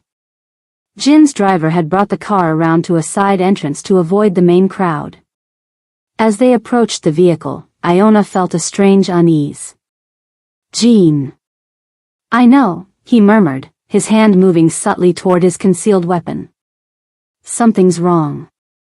The driver stepped out, bowing slightly as he opened the rear door. He was a new man, one Iona hadn't seen before, but Jean seemed to recognize him. Mr. Bin, the driver said respectfully. Miss Sterling. Jean hesitated, scanning the area around them. Where is Q? Called away on family emergency, sir, the driver explained smoothly. I was sent as replacement. Jean exchanged a look with Iona, a silent warning to stay alert. They slid into the back seat, Jean positioning himself protectively closer to her than usual. As the car pulled away from the hotel, Jean sent a quick text, presumably to Minho. The city streets flowed past the windows, gradually thinning of traffic as they left downtown. We're going the wrong way, Jean said suddenly, his voice sharp. This isn't the route to the highway. The driver glanced in the rearview mirror, his expression changing from deferential to cold. No, it isn't. Jean reached for his gun, but the car suddenly accelerated, throwing them back against the seats. At the same moment, a panel slid open between the front and back seats, and a fine mist sprayed into the rear compartment. Don't breathe. Jean shouted, pulling Iona against him and covering her mouth with his hand. But it was too late, she'd already inhaled the sweet-smelling chemical. Her vision began to blur, limbs growing heavy. Jean was struggling with the door locks, which had been electronically disabled. The last thing she saw was Jean smashing his elbow against the window, the glass cracking but not breaking. The driver swerved sharply, throwing them sideways. Someone reached through from the front seat, another man Iona hadn't noticed before, pressing a cloth over her face. The chemical smell intensified. As consciousness faded, she heard Jin's roar of rage, followed by gunshots. Her last thought before darkness took her wasn't fear for herself, but the realization that she'd fallen in love with the most dangerous man in Los Angeles. And now, that love might get them both killed. Cold. That was Iona's first sensation as consciousness slowly returned. Cold concrete against her cheek, cold air filling her lungs, cold fear crawling up her spine as memory flooded back. The gala. The confrontation with Salman. The kiss. And then, the car. The sweet-smelling chemical. Jean fighting. She forced her heavy eyelids open, blinking against harsh fluorescent lights hanging from a distant ceiling. She was lying on a concrete floor in what appeared to be an enormous warehouse. Stacks of shipping containers created a maze-like arrangement around her, and the faint smell of salt water told her they must be near the harbor. Finally awake, a familiar voice said, "I was beginning to think they gave you too much." Iona struggled to sit up, her head pounding from the after-effects of whatever drug they'd used on her. Salmon Yun stood a few feet away, no longer in her elegant gala dress but in a practical black pantsuit. Her hair was pulled back in a severe ponytail, all pretense of society wife abandoned. "Where's Jean?" Iona's voice came out as a rasp. Salmon's perfectly painted lips curved into a cold smile. "Worried about your lover?" "How touching." Iona looked around the vast space. Several men in tactical gear stood at a distance, weapons visible. There was no sign of Jean. "If you've hurt him," she began. "You'll what?" Salmon laughed, the sound echoing off the metal containers. "Look at yourself, Miss Sterling. You're in no position to make threats." Iona slowly got to her feet, fighting the wave of dizziness that threatened to send her back to the floor. She needed to stay calm, to think clearly. Jean had prepared her for this, had trained her for exactly this situation. Assess your surroundings. Identify exits. Look for potential weapons. Keep them talking. "Why am I here?" Iona asked, buying time as she scanned the warehouse. "If Jean is who you want, why take me at all?" "Because you're the perfect bait," Salmon said, circling Iona like a predator. "Jean has developed quite an attachment to you. Unexpected, but useful. You think he'll come for me?" "I know he will." Salmon stopped pacing. "My husband has many qualities I despise, but loyalty is his most predictable weakness." Iona noticed a large digital clock on the warehouse wall, 2:17 a.m. The ceremony was scheduled for noon. This was all about stopping Jean from removing Salmon from power. "This isn't just about me," Iona said, understanding dawning. "Or even about Jean. This is about the ceremony tomorrow." Something flickered in Salmon's eyes, surprise, perhaps, that Iona knew about the ceremony. "Clever girl," she said. "Yes, the ceremony is inconvenient for my plans." "Your plans to take over Jin's organization," Iona continued. "To hand it over to your family in Seoul." This time, Salmon's surprise was unmistakable. "You've been busy learning our world," she said, reassessing Iona with new eyes. "But you don't understand the full picture." "Then explain it to me," Iona challenged, taking a careful step toward a stack of pallets that might provide cover if needed. "Why marry Jean if you plan to betray him?" Salmon checked her watch before answering. "The Bin family has something my family needs: legitimacy. American connections. Clean businesses to wash dirty money." She shrugged elegantly. "My father arranged our marriage with Jin's father before he died. The plan was always for me to gradually bring our organizations together. But that wasn't fast enough for you," Iona guessed. "Jean is too traditional," Salmon said with distaste. "Too concerned with his grandfather's outdated code of honor. Too focused on protecting the community instead of expanding our power." As Salmon spoke, Iona noticed a small security camera blinking in the corner of the warehouse. If Jean was searching for her, Minho would be tracking security feeds throughout the city. She needed to stay in view of that camera. "And how does my mother fit into all this?"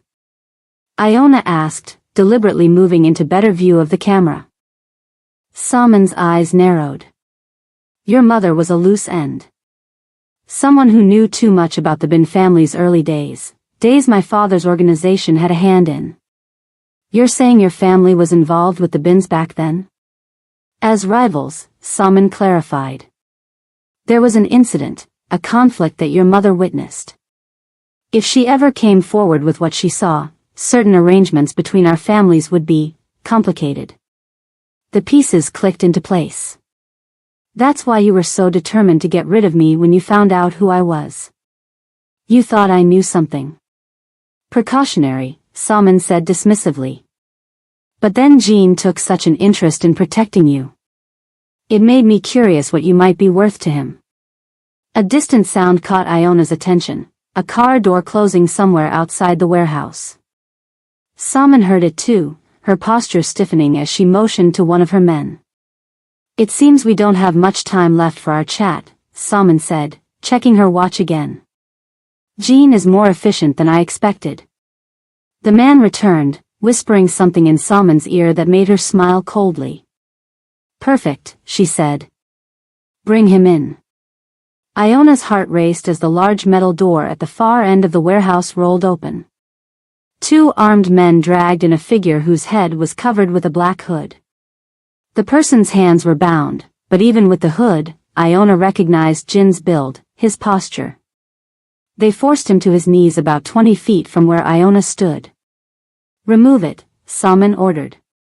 One of the men yanked off the hood, revealing Jin's face.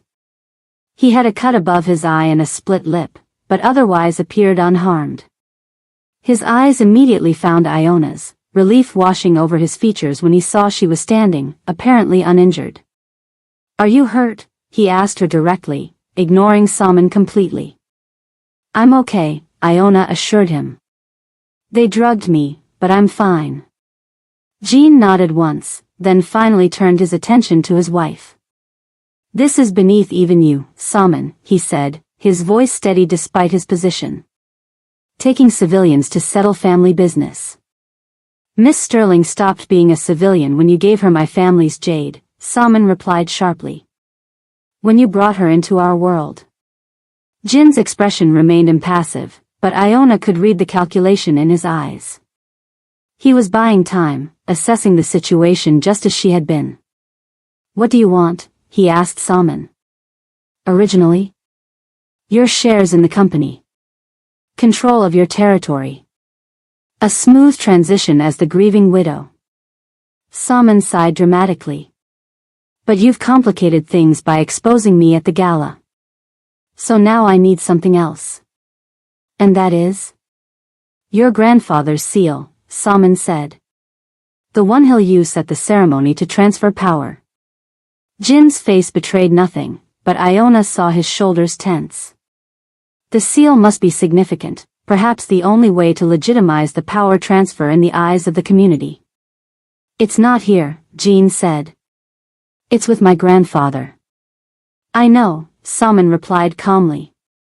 That's why you're going to call him and tell him to bring it here. Now. Jean laughed, the sound echoing off the warehouse walls.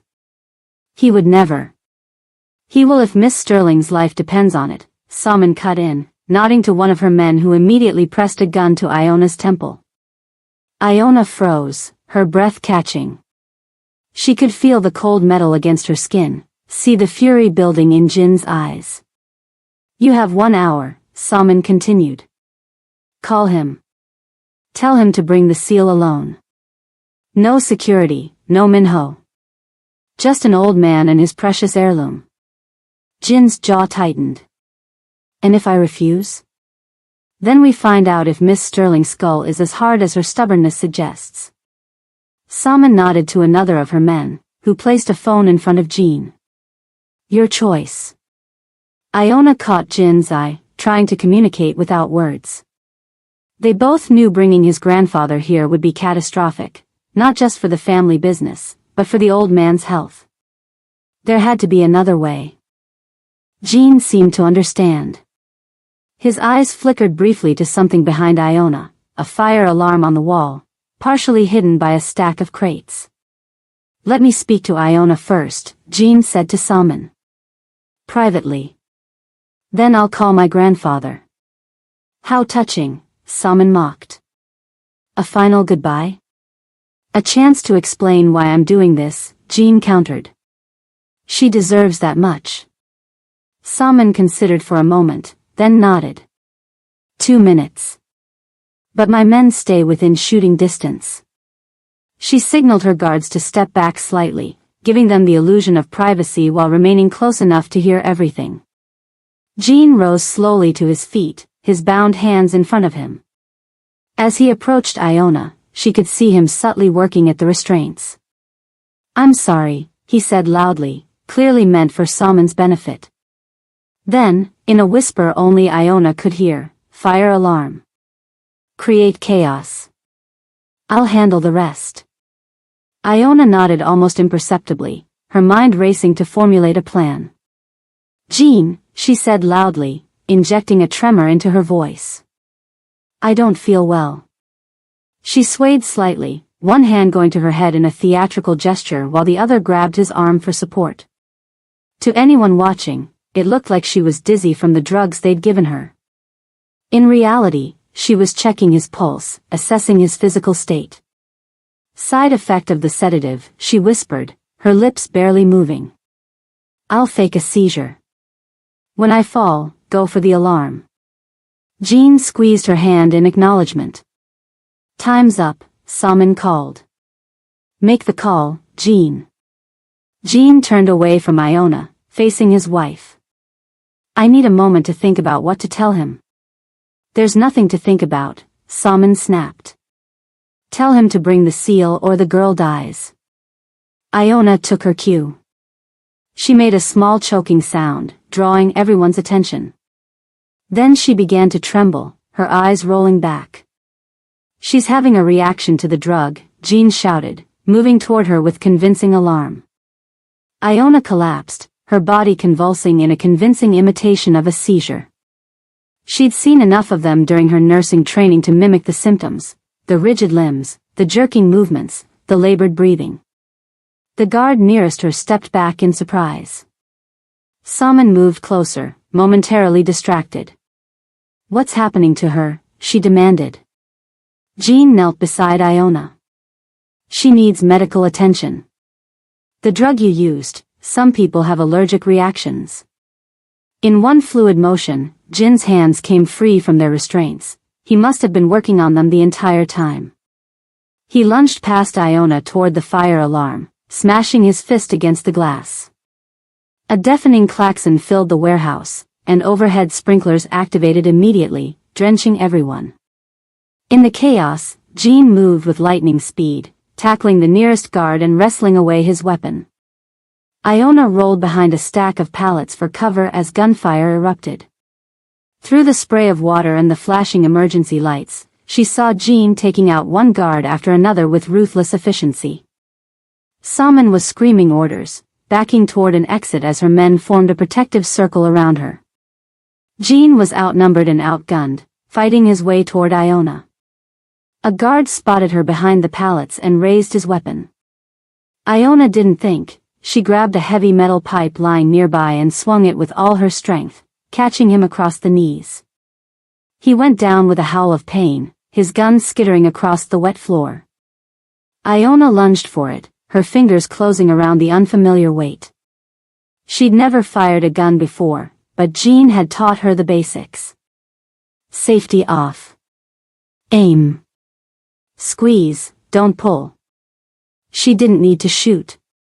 The presence of the weapon in her hands was enough to make the injured guard retreat, limping toward his colleagues. Through the chaos, she spotted Jean. He'd almost reached her position when 3 more men burst through a side entrance, reinforcements for Salmon. One of them raised what looked like an assault rifle. "Jean!" Iona screamed in warning. He turned, but too late. The man fired a burst that would have caught Jean directly if Iona hadn't acted on instinct, throwing the heavy pipe with surprising accuracy. It struck the shooter's arm, sending his bullets wide, most of them. Jean staggered, clutching his side where one bullet had found its mark. Still, he kept moving, firing back at the new attackers as he finally reached Iona's position. "Are you hit?" he gasped, pushing her deeper behind the pallets. "No," she said, eyes fixed on the growing bloodstain on his shirt. "But you are." "It's nothing," he said, though his face was pale beneath the sprinkler water. "We need to move. More men will be coming." A new sound cut through the chaos, a series of explosions from the far side of the warehouse. The concussions were powerful enough to shake the floor beneath them. "Minho," Jean said with grim satisfaction. "Right on time." The explosions had breached the warehouse wall, creating a diversion that drew most of Salmon's men away from their position. Through the smoke and water, Iona could see figures moving in tactical gear, Jin's men, coming to their rescue. "We need to go now," Jean urged, pulling Iona toward the newly created exit. They ran in a crouch, using shipping containers for cover. Jean moved more slowly with each step, the blood loss clearly affecting him despite his determination. They were almost at the breach when Iona heard a shout behind them. She turned to see Salmon, alone now, her perfect appearance ruined by the sprinklers, pointing a gun directly at Jin's back. "Jean!" Iona cried out, but he was already turning, raising his own weapon. Two shots rang out simultaneously. Salmon staggered backward, a look of shock on her face as red bloomed across her shoulder. But her bullet had found its mark too. Jean collapsed to his knees, blood spreading across his chest. Iona caught him before he hit the ground. "Jean! Jean, look at me!" His eyes were unfocused, his breathing shallow. "Go," he whispered. "Minho will get you out." "I'm not leaving you," Iona said fiercely, pressing her hands against the wound to stem the bleeding. She looked around desperately for help. The warehouse was in chaos. Fires had broken out from the explosions, smoke filling the air. Minho and his men were engaged in a firefight with Salmon's remaining guards. No one was coming to help them. Through the smoke, Iona saw Salmon being dragged away by one of her men. Their eyes met briefly, hatred in Salmon's, determination in Iona's. Then they were gone. Iona turned her attention back to Jean. "Stay with me," she begged as his eyes fluttered. She needed to get him out, but she couldn't carry him, and the fire was spreading rapidly, cutting off their escape route. The warehouse was burning around them, exit routes disappearing with each passing second. "I can't carry you out," she whispered, tears mingling with the sprinkler water on her face. Jin's hand weakly caught hers, pressing something metal into her palm. "Car keys." "You don't need to carry me," he said, his voice barely audible. "You need to leave me. This is my gift to you. Freedom." His eyes closed as sirens wailed in the distance. "You don't need to carry me. You need to leave me. This is my gift to you. Freedom." Jin's eyes closed as sirens wailed in the distance. The warehouse burned around them, smoke thickening, the heat intensifying with each passing second. Iona stared at the car keys in her palm. Freedom. The very thing she'd wanted since that first day in the mansion. The chance to escape, to start over, to leave this dangerous world behind. But freedom meant nothing if Jean wasn't alive to see it. "No," she said, though Jean couldn't hear her. "That's not how this ends." She shoved the keys into her dress pocket and looked around desperately. The sprinklers had done little against the growing inferno. Smoke stung her eyes and burned her lungs. They had minutes, maybe seconds before their position would be overrun by flames. 20 feet away, a forklift sat abandoned near some shipping crates. Iona had never driven one before, but desperate times called for desperate measures. "I'm coming back," she promised Jin's unconscious form before sprinting to the machine. The keys were still in the ignition.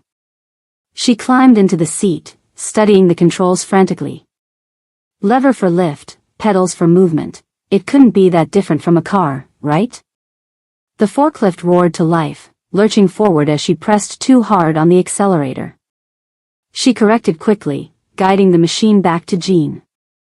Using the hydraulic lift, she raised the forks to form a makeshift stretcher platform. Then, with strength born from pure adrenaline, she dragged Jin's limp body onto the forks, positioning him as securely as possible. "Hold on," she whispered, though he couldn't hear her. Just hold on. She drove slowly, navigating through the burning debris toward the breach Minho's team had created. The warehouse was becoming an inferno behind them, support beams crashing down as the fire consumed everything. Outside, chaos reigned. Police sirens wailed, firefighters were arriving, and somewhere in the distance, Iona could hear gunfire, the battle between Jin's men and Salmon's still raging. Minho appeared through the smoke, his face black with soot, eyes widening at the sight of Iona driving the forklift with Jin's bleeding body balanced precariously on the forks. He's been shot, she shouted over the roar of the fire. Twice. He needs a hospital.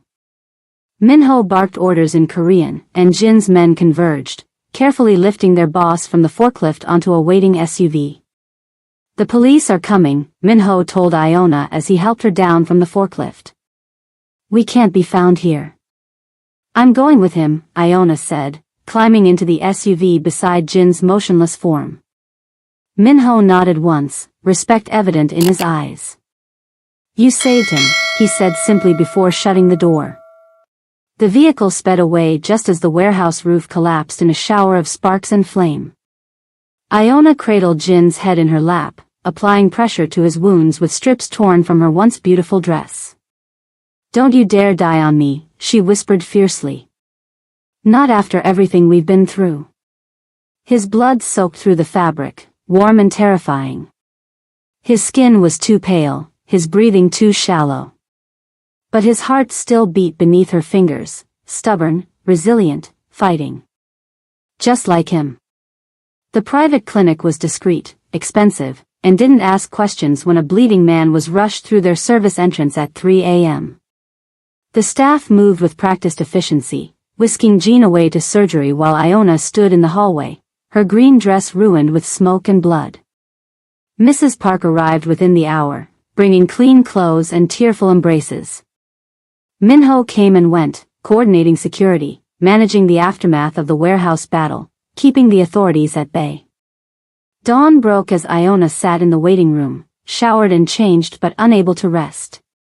The jade pendant, somehow still around her neck despite everything, felt heavy against her skin. Miss Sterling? She looked up to see an elderly man with silver hair and a white coat. Mr. Bin is out of surgery, the doctor said. We removed 2 bullets and repaired the damage. He lost a lot of blood, but he's stable. He'll recover? Iona asked, her voice small with exhaustion and hope. He's strong, the doctor replied. And he has something to live for. His knowing gaze lingered on the jade pendant before he added, you can see him now. Jin's room was private and secure, with 2 of his men standing guard outside. Inside, machines beeped steadily, monitoring his vital signs. He looked smaller somehow, vulnerable in the hospital bed with tubes and wires connecting him to various machines. Iona sat beside him, taking his hand gently in hers. His skin was warm, a good sign. I didn't leave you, she said quietly. I couldn't. A slight pressure against her fingers, Jean squeezing her hand weakly. His eyes fluttered open, unfocused at first, then finding her face. Iona, he whispered, his voice rough. You're safe. She laughed softly through sudden tears. I'm safe? You're the one who got shot. Twice. A ghost of a smile touched his lips. Details. The door opened, and Jin's grandfather entered, leaning heavily on his cane. His face was drawn with worry, but his eyes were sharp as ever. Stubborn boy, the old man said gruffly, moving to stand at Jin's other side. Always doing things the hard way. Jean tried to sit up, wincing with pain. Harabiaji, the ceremony has been postponed, his grandfather said firmly. Your health is more important. And Salmon? Jean asked, his voice hardening. Minho stepped into the room. Wounded but escaped, he reported. We're tracking her. Her organization is in chaos after last night. The evidence from the gala has already spread through the community, the old man added. Her power is broken. Jean relaxed slightly, his eyes finding Iona again. You saved me, he said, wonder in his voice. With a forklift. Iona shrugged, embarrassed. It seemed like a good idea at the time. It was brilliant, Jean said, his eyes never leaving hers. Something passed between them, an understanding, a connection deeper than words. Jin's grandfather observed the exchange with knowing eyes. He placed a weathered hand on Iona's shoulder. You have earned your place with us, he said solemnly. If you want it. That was the question, wasn't it?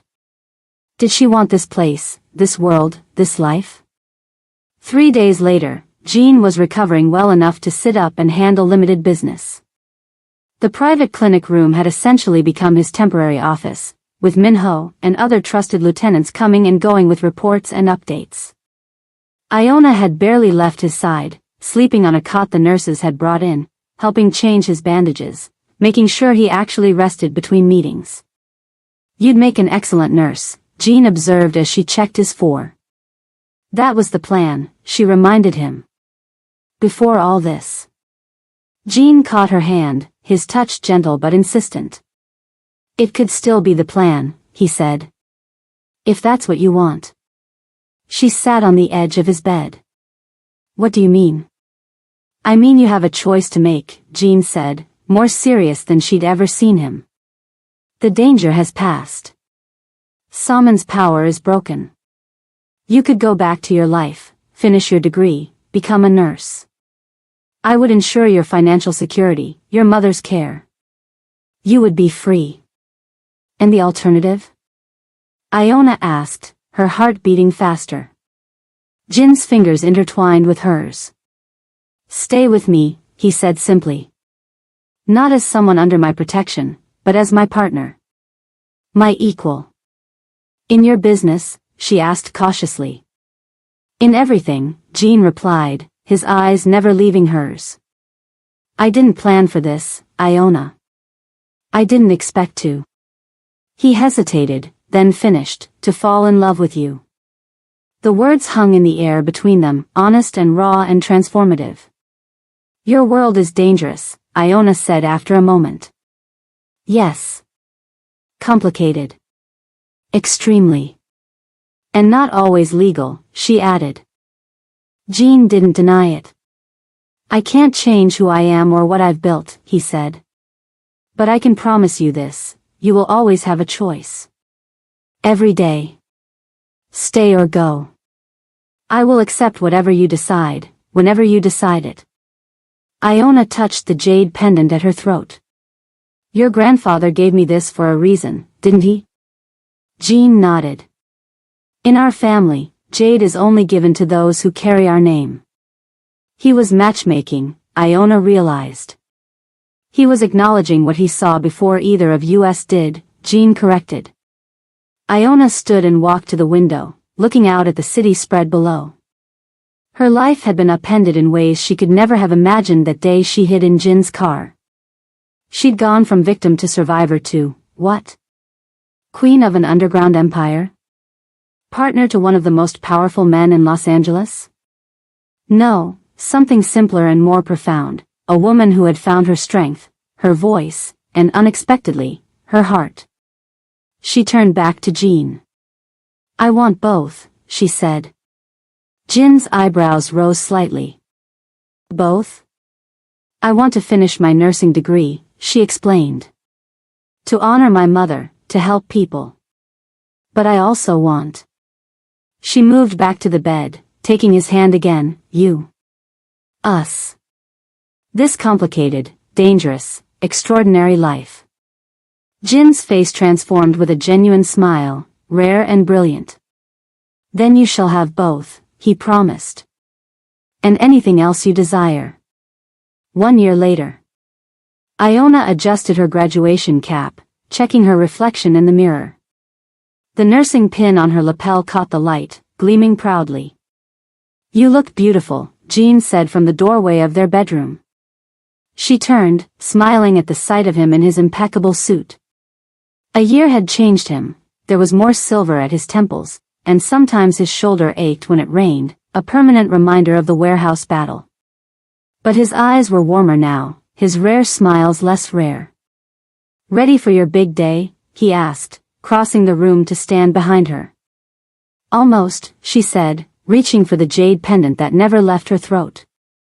It had been joined by another piece of jewelry, a platinum wedding band, simple and elegant, placed on her finger 6 months ago in a small ceremony at his grandfather's house. The day had been perfect, Mrs. Park crying happy tears, Minho standing solemnly as best man, Jin's grandfather presiding over the traditional ceremony with unmistakable pride. "Your mother would be proud," Jin said softly, understanding her thoughts as he often did now. Iona nodded, blinking back tears. Her mother had passed away peacefully 3 months ago, her final years made comfortable by the best care money could buy. She had lived long enough to see Iona happy, to know her daughter had found her path. "We should visit her afterward," Iona said.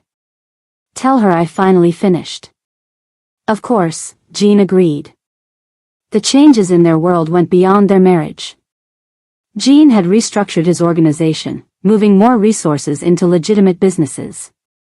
The community work had expanded, scholarships for Korean American students, healthcare initiatives for immigrant families, legal aid for those who couldn't navigate the system alone. There was still the other side of the business, the parts that operated in shadows. Iona didn't delude herself about that. But she had made peace with the complexity of the man she loved, the world they shared. She had her nursing career 3 days a week at a community clinic Jean had founded. The rest of her time was spent helping Jean build something better than what came before, an organization that protected the vulnerable rather than exploiting them. "Mrs. Bin," Jean said, using the name she had taken professionally as well as personally. "Your graduation ceremony awaits." The cemetery was peaceful in the late afternoon light. Jean placed the flowers on Diane Sterling's grave as Iona watched, her graduation gown exchanged for a simple dress, her nursing pin still proudly displayed. "I did it, Mom," she said quietly. "Just like I promised." Jean stood slightly apart, giving her this moment. He had come to respect the strong woman who had raised Iona, who had fled his world but taught her daughter the courage that would eventually lead her back to it. When Iona had said all she needed to say, she joined him, slipping her hand into his. They walked slowly back toward the car, their steps in perfect rhythm. "Happy?" Jean asked simply. Iona smiled up at him. "Yes. In ways I never expected." As they reached the car, Jin's phone buzzed with a message.